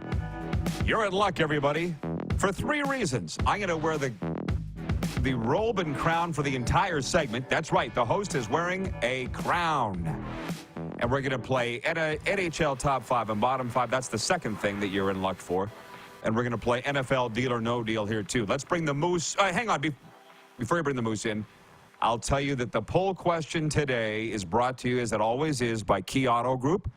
The all-new 2024 Kia Sportage reimagines innovation in motion. It pushes the boundaries of urban SUV design and technology with refinement and purpose. Go to KeyYorktonKia.com for more information. The 2024 Kia Sportage movement that inspires the poll question is, what do you think of Dolly Parton's halftime performance, Thanksgiving NFL game in Dallas yesterday? Fantastic or inappropriate? And I both for fantastic. We had to think about it for a while, but we settled on fantastic. And 82% of you agree with us. 82% saying it was fantastic. As we bring the Moose in now, Jay in, where is he? Jay in Winnipeg says, sorry, but Dolly looks more like a Gramps than a grandma. We covered this like an hour ago where I said, she don't give 2 squirts what you think, Jay. And when you do things like what she did yesterday, you open yourself up to hater comments. She doesn't care, and she always does, and she's got bigger balls than most. Dolly. So that's 1. 2, for John Ohm, and I don't have my, here it is. Why not? Told you we were going to have fun today. The NHL Top 5, Bottom 5. Only by request are we doing it on a Football Friday. He asked. NHL Top 5, Bottom 5 brought to you by our official betting partner, Bet Regal. You may or may not agree, so listen up, Moose. Tell me if you agree. And everybody, the number 1 team's the Boston Bruins. Played the fewest games, have the most points. I saw them here Wednesday. They schooled the Panthers 3-1. Boston is by far the best team in the NHL. Yeah. Number 2, it's the Vegas Golden Knights.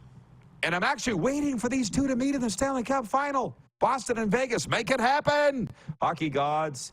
Number 3, the New York Rangers. I'm not sold they're going to continue to be this good, but for now, it's the New York Rangers.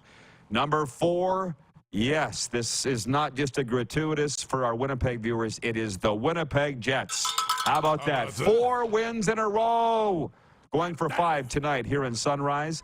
And the number 5 team is the Dallas Stars. Allie from Texarkana's Dallas Stars. Huge one tonight for them against the Calgary Flames, who incidentally, as we look at the bottom 5 teams in the NHL, I have the Calgary Flames as the 28th team in the NHL. And don't get mad at me. Don't shoot the messenger. Sloppy and slow is what their own coach called them the other night. Let's see if they change that in Dallas tonight. 5th worst team, Calgary. 4th worst team, the Columbus Blue Jackets. They are who we thought they were. But I don't even blame them. They don't even have the coach they thought that they would. 3rd worst team, the Chicago Blackhawks, even with Connor Bedard. Check the standings. The 2nd worst team's Edmonton. Statistically, it's Chicago, but no, it's Edmonton because Chicago would beat Edmonton if they played right now. And the worst team in the NHL is the San Jose Sharks, and you're not going to get any argument from anybody. Bum, bum, bum. Read them and weep. Any arguments from you, Moose? A couple. I'll start on the bottom 5. I unfortunately have Minnesota in the bottom 5. They are sinking fast. They've lost 5 in a row, a team that had way higher expectations coming into the year. And the one team I think that's missing from your top 5 is the LA Kings. And I think they get overlooked because they haven't played as many games as everybody else. But LA's 11-3-3. They've only played 17 games. They got 3 games in hand on Vegas, and they've won 3 in a row. I think LA is a team that's going to be right there at the top of the league. We know who they are, and they're very good. Gotcha. Ryan in Toronto says, I love this segment. Looking good, Rod. Thank you. David in Winnipeg wants to know, can Darren get his own crown and robe for Deal or No Deal? I think he can, but he's resisting it. Deal or no deal? Deal. You know what? There can only be one king. Can't have 2 kings. I could be a prince, or I could be some other member of the royal family, but one king. If Dolly Parton can go on stage in front of millions in basically a bikini at 77, we can wear a crown and robe on national television. Who cares? It's supposed to be fun. It's supposed to be fun. It's supposed to be fun.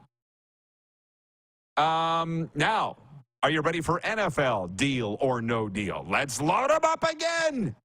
Starting with the first ever Black Friday game in the National Football League, the Miami Dolphins at the New York Jets. Dolphins favored by 9.5 on the road. Deal or no deal? Deal for me. Not even this Jets defense can keep them in the game today. ×2. Pittsburgh minus 1.5 at the Cincinnati Bengals. Deal or no deal? Deal for me. I like Mike Tomlin in this situation, and they got a new offensive coordinator. Deal for me. Bengals won't probably win another game all year. The Jacksonville Jaguars at the Houston Texans. Jags favored by 1.5 on the road. No deal. I'll take Houston at home. 2 of us. Texans are the surprise team of the year. They're the it team of the year in the NFL. Yeah. Well, maybe the Colts too, though. They're Colts home to Tampa Bay, and the Colts are favored by 2.5 over the Bucs. Deal or no deal? No deal. I'll take the Bucs to win the upset there. It's a deal from me, dog.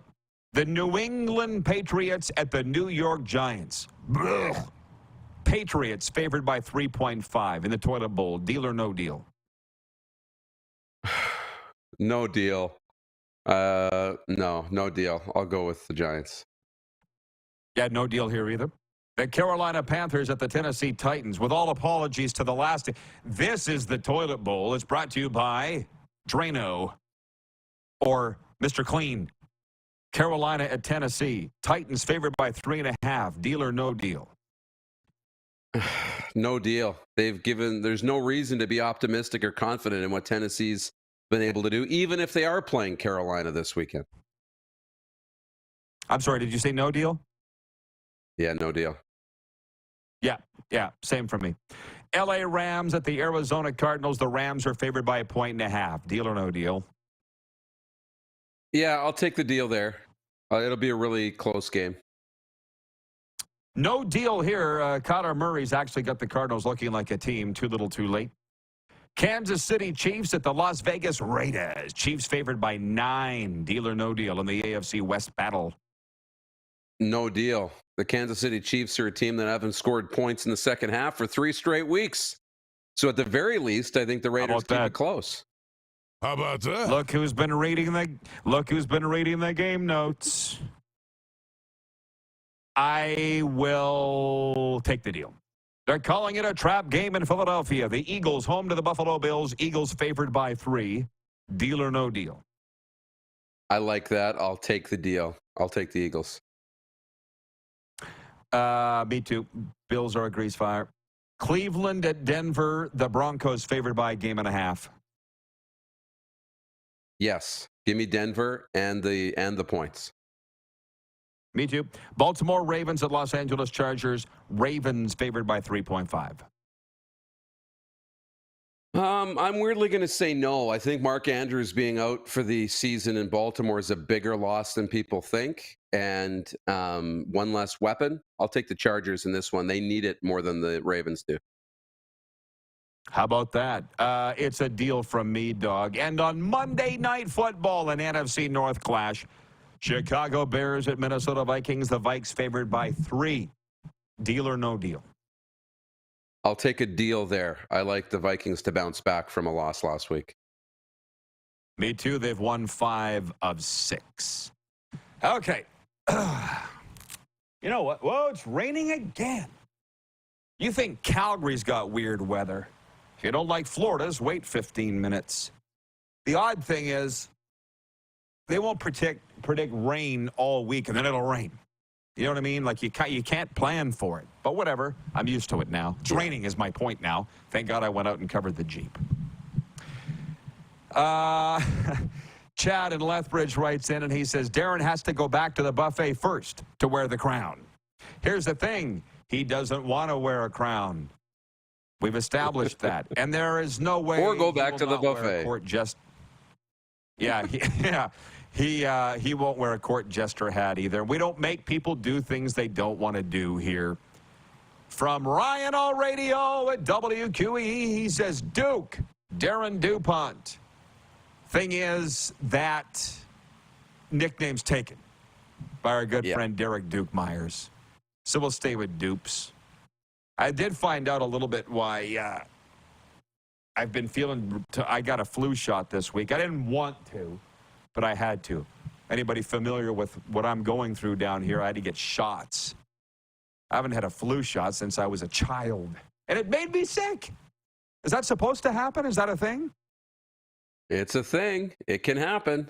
Yeah, you get the effects for a couple of days. Yeah. And I'm a guy with you. I resist the flu shot too every year. And for other reasons, I might have to get my flu shot coming up here next week. I don't know. We'll see. Yeah, they made me. Jay in Winnipeg says, Rod, when does the lawn man get his own segment? It's funny you bring that up. We were talking about that with our COO, Joe, this morning. Joe Broken Toe. He said he would come down and stay with us and mow the lawn and clip the hedges to earn his keep. We're like, no, have you not been paying attention? We have a guy that does that. Lawn guy. Yeah. The thing about giving him his own segment, we can't because we don't know when he will ever show up. He has his own segment. What are you talking about? Okay. Sorry, trying to get serious here. Eric, writing in from Swift Current, 902-518-3033, says, good morning, Rod. My name is Electric Eric, secondary mascot to the WHL Swift Current Broncos. My mind immediately went to the number 1 mascot there, Charlie Horse. When I was the voice of the Regina Pats, you've heard this story, but I'm sure Eric hasn't, nor the millions watching on television. I stole that horse's head out of the hockey bag in the dressing room it was stored in, and I ran down the hallway with the horse's head in and into the Pats dressing room in the middle of a meeting. Ta-da! And our head coach, Curtis Hunt, didn't think it was funny. Anyways, if you want to know, Eric says, I was recommended You mean a hockey coach didn't think that was funny? He didn't think it was funny. Well, not in the middle of his meeting, anyways. He goes, I was recommended your show by a friend of both of ours, Jackie Nobbs. I would like to hear your thoughts on the suspension of Broncos coach Devin Prott. Regardless, keep on being awesome. We kind of brushed on it last hour in the sports segment, and we think it's ridiculous. I do. Do you, Darren, quickly? Yeah. I mean, they jumped to conclusions, suspended him indefinitely, then went through the investigation, and he gets 5 games. I mean, there's things you can't do, but we're overreacting a little bit. I'm fine with the suspension, but I mean, we reacted at the beginning. What do I think? What I think, Eric, is the whole world's gone mad. So I just stay here in my little, and we're good. Moose, have a great holiday weekend. You too. We're going to talk about all the CFL news when we come back as we put a wrap on the 110th Grey Cup and the news coming out of Edmonton that they're predicted to be privately owned by 2025.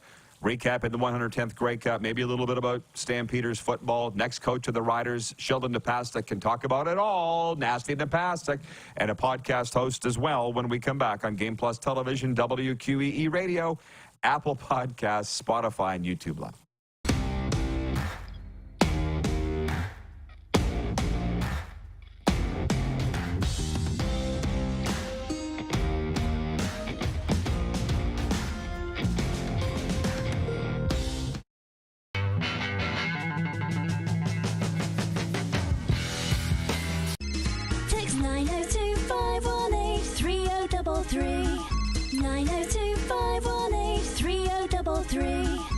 Pick up your phone and text RP, that's Rod Pedersen. Text 902-518-3033.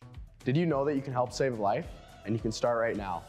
Stem cells from male donors increase chances of positive outcomes for patients, yet they only make up 40% of our registry. Today, there are hundreds of people in Canada searching for their life-saving match. You can be a patient's best hope. Be a hero by registering with Canadian Blood Services Stem Cell Registry now. Does this look familiar? Your fans deserve an incredible arena experience. It's time for an upgrade. Stunning graphics. Revenue opportunities are just the beginning with our in-venue display systems and scoring technology. Let us help you find the best solution for your facility. EDG, always delivering the best fan experience.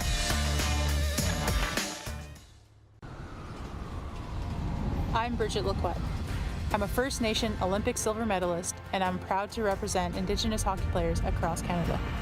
Each year, hundreds of Canadians need a stem cell transplant from an unrelated donor to save their life.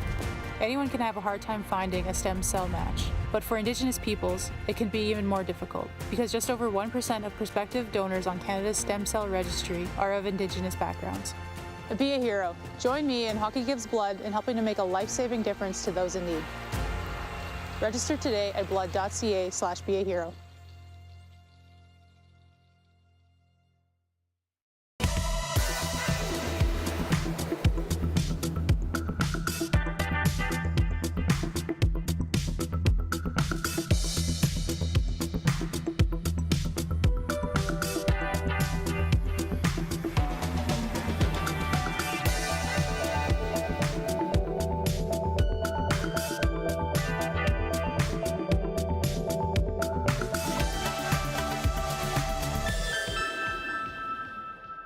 Hi, my name is Logan Stankoven. And I'm Connor Bedard. We're both Hockey Gives Blood player ambassadors and proud to be blood donors. There are thousands of patients each year in Canada that rely on a generous stranger to save their life. Please book an appointment today to donate blood at blood.ca/HGB.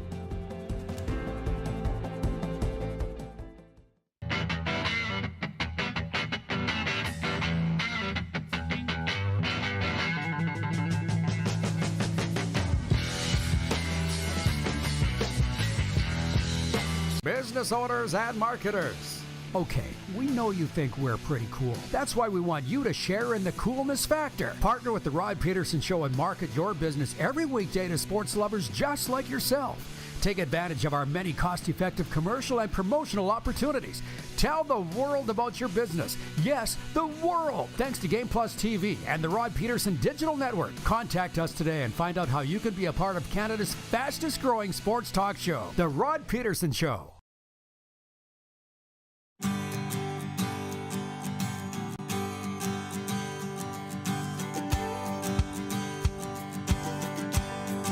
Welcome back, everybody. And it's a Football Friday. I appreciate those chiming in and helping us along with the breaking news. We have learned, thank you, David in Winnipeg, that Rick Bowness will return to the Winnipeg Jets bench tonight as they visit the Florida Panthers here in Sunrise. So I'm going to have to get down to the rink a little early, get some shots.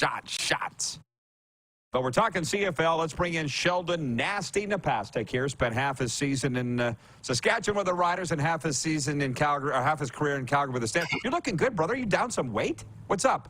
Yeah, I might have lost a couple pounds, Rod. How are you doing? Good. Well, as have I. Thanks for noticing. How much you down?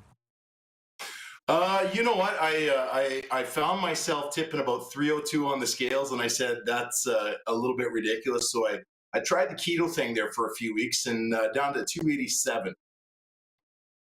Ooh, good for you, brother. Keep on going. Keep on going. And I appreciate you chiming in today, Nasty. Listen, you probably wonder what the heck we're going to talk about. I just want to have a football discussion with you. You're used to that. You host your own show, the Chevy and Nasty Show.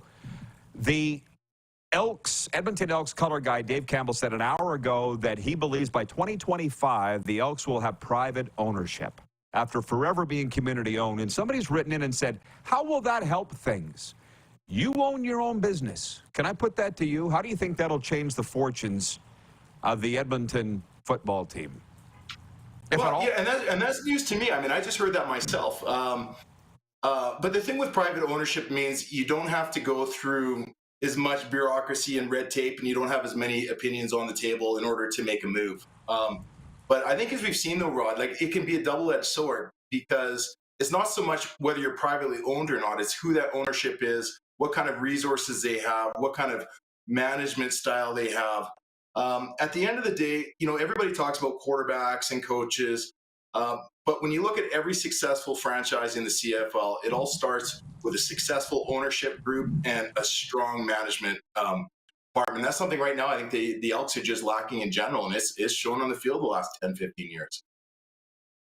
Yeah, well, I'm like you, fascinated, I think, with the story because we're fans of the league. But if I may, since the 1970s, the three flagship teams of the CFL have been Edmonton, then Saskatchewan, and now Winnipeg, all in that order, and they're all community-owned. So I'm with you. Doesn't matter who owns them. It's about the proper leadership. Now, absolutely. Are you ready to move on, or do you have anything else on that? No, I think that's about it. It's just going to be a wait and see. Have there been any rumors on who that person might be? To be honest, no, because I've had people calling me, and I'm like, I don't want to talk about it. I don't want to cover it, because when I report things, people get pissed off at me, and I get blackballed. I'm out. No, I don't want to hear about this. Yeah, just call me for the news conference. So I haven't. I guess we're just going to have to wait till 2025. We're just going to have to wait till 2025 and see what happens. Are you having a hard time hearing me here, Rod? Or? No. I can hear you. There's a very slight delay, but I'll give you an example. I reported the sale of the Stampeders, which I believed was going to happen, and then the buyer backed out, and the Flames were pissed at me. Do you know what I mean? Like I don't need this. I don't need this. So on that, how do you feel about the Calgary Stampeders? The season they had, miraculous ending, but then petering out in BC again. What do you think? I think, Rod, I'll go back to, I think, a conversation we had at the beginning of the season. And Calgary's still a strong organization, good leadership, is well run, but they've got a couple of issues in there right now that haven't been addressed. And I said from the start that it was probably time to move on from Bo Levi. He was clearly kind of struggling as he petered out. But when we look at Jake Maier as his replacement and the faith that they put in him, I'm still just not convinced that he's the guy. Or at least he's not the guy yet. I guess he's got a few things going for him in that he doesn't. No, he doesn't even. I was going to say he doesn't make a ton of mistakes, but his mistakes have been very costly. For the most part, he's an efficient game manager, but he's got an accuracy problem. He has a problem going deep on going to the deep ball. And when you look at Calgary's struggles throughout the season, we're just not seeing the production out of that quarterback position that we're used to and that you need to succeed in the Western Conference when you're looking at, at BC and Winnipeg. We just don't have the firepower at quarterback. And that's something I haven't seen them really trying to address yet. And I'm not sure what the best options for them are going to be. That's a really good point. Jake Maier doesn't make a lot of mistakes, but when he does, they're big ones. That's a really good point. And when you said time to move on from Bo Levi, boy, did Hamilton find that out at the wrong time, just in terms of age and being injured and blah, blah, blah. Do you think he comes back, or does he stay on television? What do you think? I just haven't seen him in the proper headspace to go out there and to be productive. I mean, I'm sure there's a bit of a physical issue going on as well, but right from the start of the season, he just never looked comfortable. I mean, he said the right things. His interviews looked great. But when he got onto the field, the decision-making process and the ability to deliver the ball on target and on time just seems to have passed him. Now, physically, he can still rip that ball hard enough to compete. But I think just something's happened to the guy over the last 3 to 4 years where his head's not in it at the level that it takes to compete. Everybody knows his old bags of tricks. They know what he's good at. They know what he's not good at. But I think it's just been more of a head problem because it's not like he's lost the talent. He just seems to have lost the game. And I have no explanation for why that might be other than maybe it's time to move on to the broadcast. What'd you think of the 110th Grey Cup? Montreal upsetting Winnipeg 28-24. Ridiculous. I mean, that's Chev and I on our show, we're talking about that, and even going into Toronto, Chev's picking the Alouettes, and I call them a homer. There's nothing on paper that I saw all season long that could have given you even a glimmer of hope that they would have pulled off what they did, other than the fact that he reminded me that they won the last 6 games going into that. And there's something about a team that's put everything together at the right time to go onto a hot streak. And still, after they beat Toronto, I still didn't believe what I was going to see. But did you get a chance to watch any of the pregame show action? Usually I'm not big on watching the pregame shows, but they did a special on Jason Moss and the work that he's done in that locker room over the past season. I mean, he's got those guys divided into intramural teams. They're playing pickleball, all kinds of competitions.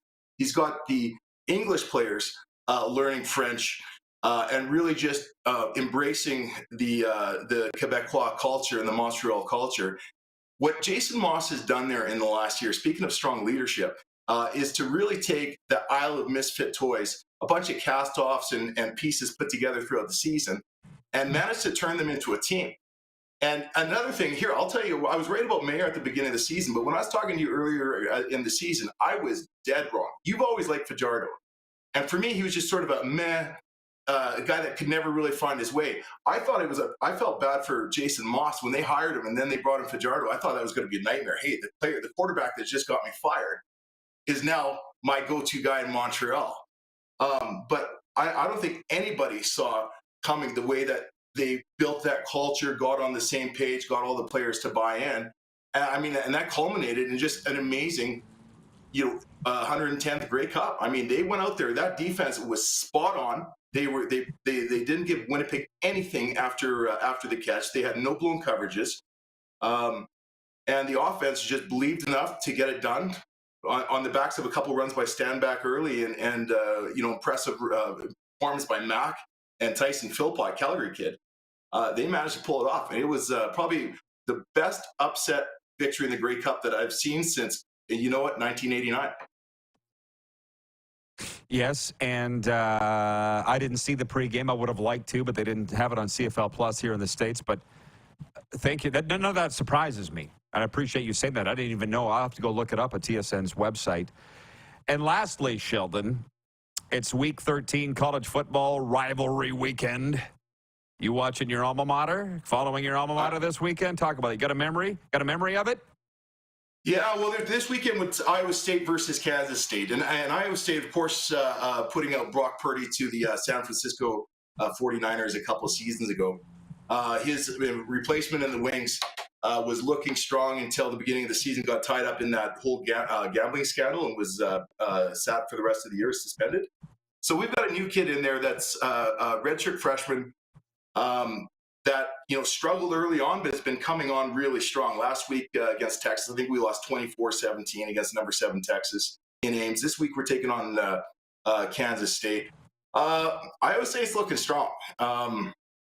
They're already bowl eligible. I think this is going to be their possible 8th win this week. So yeah, I'm following the alma mater a little bit. Go Clones. It is a fantastic weekend of college football. They all are, but especially this one. Hey, Nasty, we're out of time, but thanks as always. Keep up the weight loss journey. Proud of you, brother. Keep in touch. You too, Rod. We'll talk to you soon here. CFL alum, the great Sheldon Napastuk, one half of the Chevy and Nasty Show. Coming up next, overtime, the text line's open, 902-518-3033. Jeff in Yorkton says, hey, why is Sober Carpenter not available in the sweatpants capital, which is Regina, or anywhere else in the rectangular province? It is Lakeview Fine Foods. Just ask me and I'll tell you. Lakeview Fine Foods has Sober Carpenter, non-alcoholic beer. We helped out Wayne and Victoria find it. We can do the same for you. We'll be right back on Game Plus TV, WQEE Radio, Apple Podcasts, Spotify, and YouTube Live.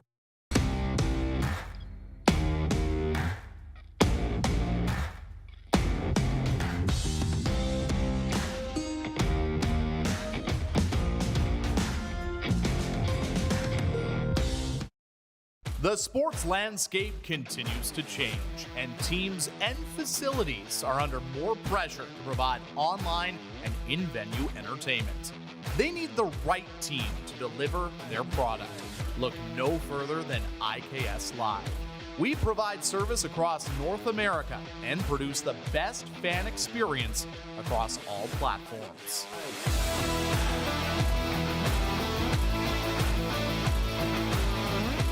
The next stop on the Mixed Doubles Super Series is Winnipeg, Manitoba. Catch all the action from Fort Rouge Curling Club with 3-sheet coverage. Yes!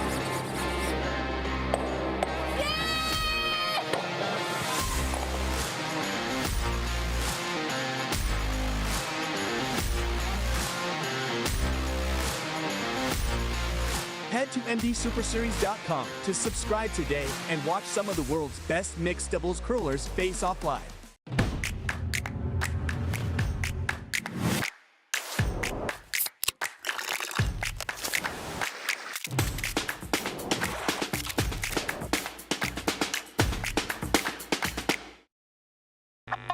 Does this look familiar? Your fans deserve an incredible arena experience. It's time for an upgrade. Stunning graphics. Revenue opportunities are just the beginning with our in-venue display systems and scoring technology. Let us help you find the best solution for your facility. EDG, always delivering the best fan experience. Hi, my name is Logan Stankoven. And I'm Connor Bedard. We're both Hockey Gives Blood player ambassadors and proud to be blood donors. There are thousands of patients each year in Canada that rely on a generous stranger to save their life. Please book an appointment today to donate blood at blood.ca/HGB. IKS Game Day wishes to congratulate the city of Estevan and Affinity Place on their brand new center ice display. This state-of-the-art score clock features 5 LED faces with full motion graphics, scoring integration, and our new halo mounting system.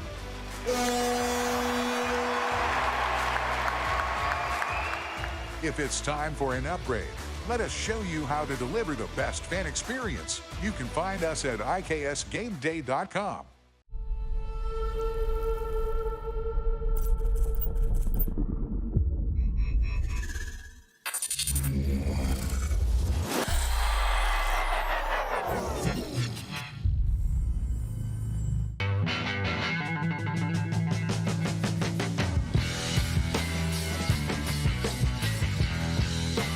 Here's how your business can be a part of Canada's fastest growing sports talk show. All you have to do is contact us, and we will tell you all about the dynamic and exciting marketing opportunities we have, utilizing a fully integrated 360-degree multi-platform. Imagine your business seen and heard across Canada on Game Plus TV and around the world on the Rod Pedersen Digital Network. You will use one of the most overused expressions in sports. You gotta be kidding me. Get your business involved. Contact the Rod Pedersen Show today.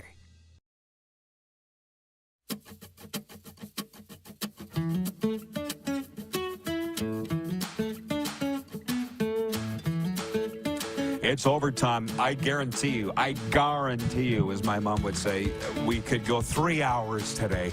But we're not. This is the final segment. We're brought to you by Overtime Hockey Lanes in Calgary, where skill and fun collide. An amusement park for hockey enthusiasts. Book your Christmas party for your team, your family, your school, your business. Overtime Hockey Lanes. Look up Randy and Michelle there. Tell them Rod sent you.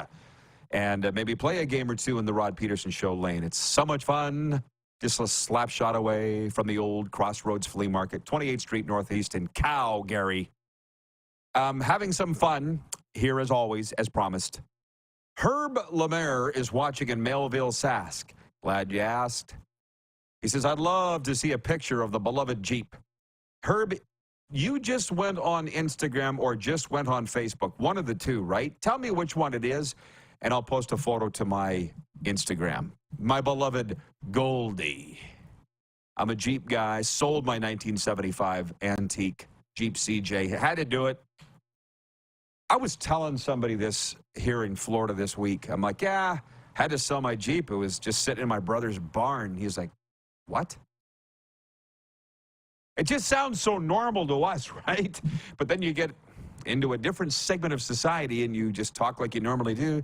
Yeah, it's in the second alley of my brother's barn and it was sitting there for 2 years. I just had to sell it, okay? I wasn't driving it. So I have this gold 2004 Jeep Wrangler down here that everybody calls Goldie. And it's been called, it's not me, I didn't say it, but others have said the coolest Jeep in South Florida. Not joking. It's got a snorkel on it, just in case you want to go in the water, which I haven't yet. So anyways, tell me, Herb, what you're on social media, and I'll post on my account so you can see it. Kirk, I apologize. Kirk in Toronto's had this question for 2 days, and this is on me. Can we get audience participation in the 4 minutes we have left? Flood it. The streaming YouTube chat or Sober Carpenter text line 902-518-3033.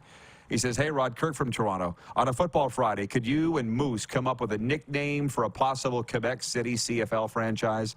I said yesterday that we would push it to today. So the Quebec, what? I just feel like it would, we don't have time here. But 4 minutes of what you would name the Quebec. Everybody flood it. Think about it and flood it. And I'll pass them all along right now. Sober Carpenter text line. I think Nordique. I think the first thing that came to mind was Nordique. Is that bad? Are we saving it for the NHL team when they come back? The Quebec Bonhomme. Isn't that good, man? The Quebec Good Men. I like it. Why not? We got the Red Blacks. That's dumb. The Quebec Homme de Neige. Snowmen. The Quebec. Clark, you got something for me? Clark, give me something. The Quebec Quakers. Okay, I was watching the 1993 Stanley Cup Final and the Expo. Too soon? I was watching the 1993 Stanley Cup Final on NHL Network. They had an ad on the Canadiens bench with the Quaker. Remember Quaker Oats? Quaker? Do they still sell it, right? I'm like, that looks like cultural appropriation. And I don't even know what the hell that is, but I'm offended by the Quaker. Nobody dresses like that anymore. Sports update. Winnipeg Jets head coach Rick Bowness has returned to the team and will be behind the bench for Friday's road game against the Florida Panthers tonight. I'll be there. In Chicago, Corey Perry's a healthy scratch for Chicago's game against Toronto this afternoon. Blackhawks coach Luke Richardson is declining to provide any update on the forward status with the team. We're brought to you by Landmark Cinemas. In theaters now, Hunger Games, The Ballad of Songbirds and Snakes, starring Rachel Zegler and Tom Blythe. And brought to you by Common Crown Brewing Company, turning your everyday common beer into a unique and exceptional experience. Visit commoncrown.ca. The Quebec Expos. Well, it's the leader. Ha! Bob in Saskatoon says the Quebec Separatists. Logo's the fleur-de-lis. See you Monday. Who has more fun than us?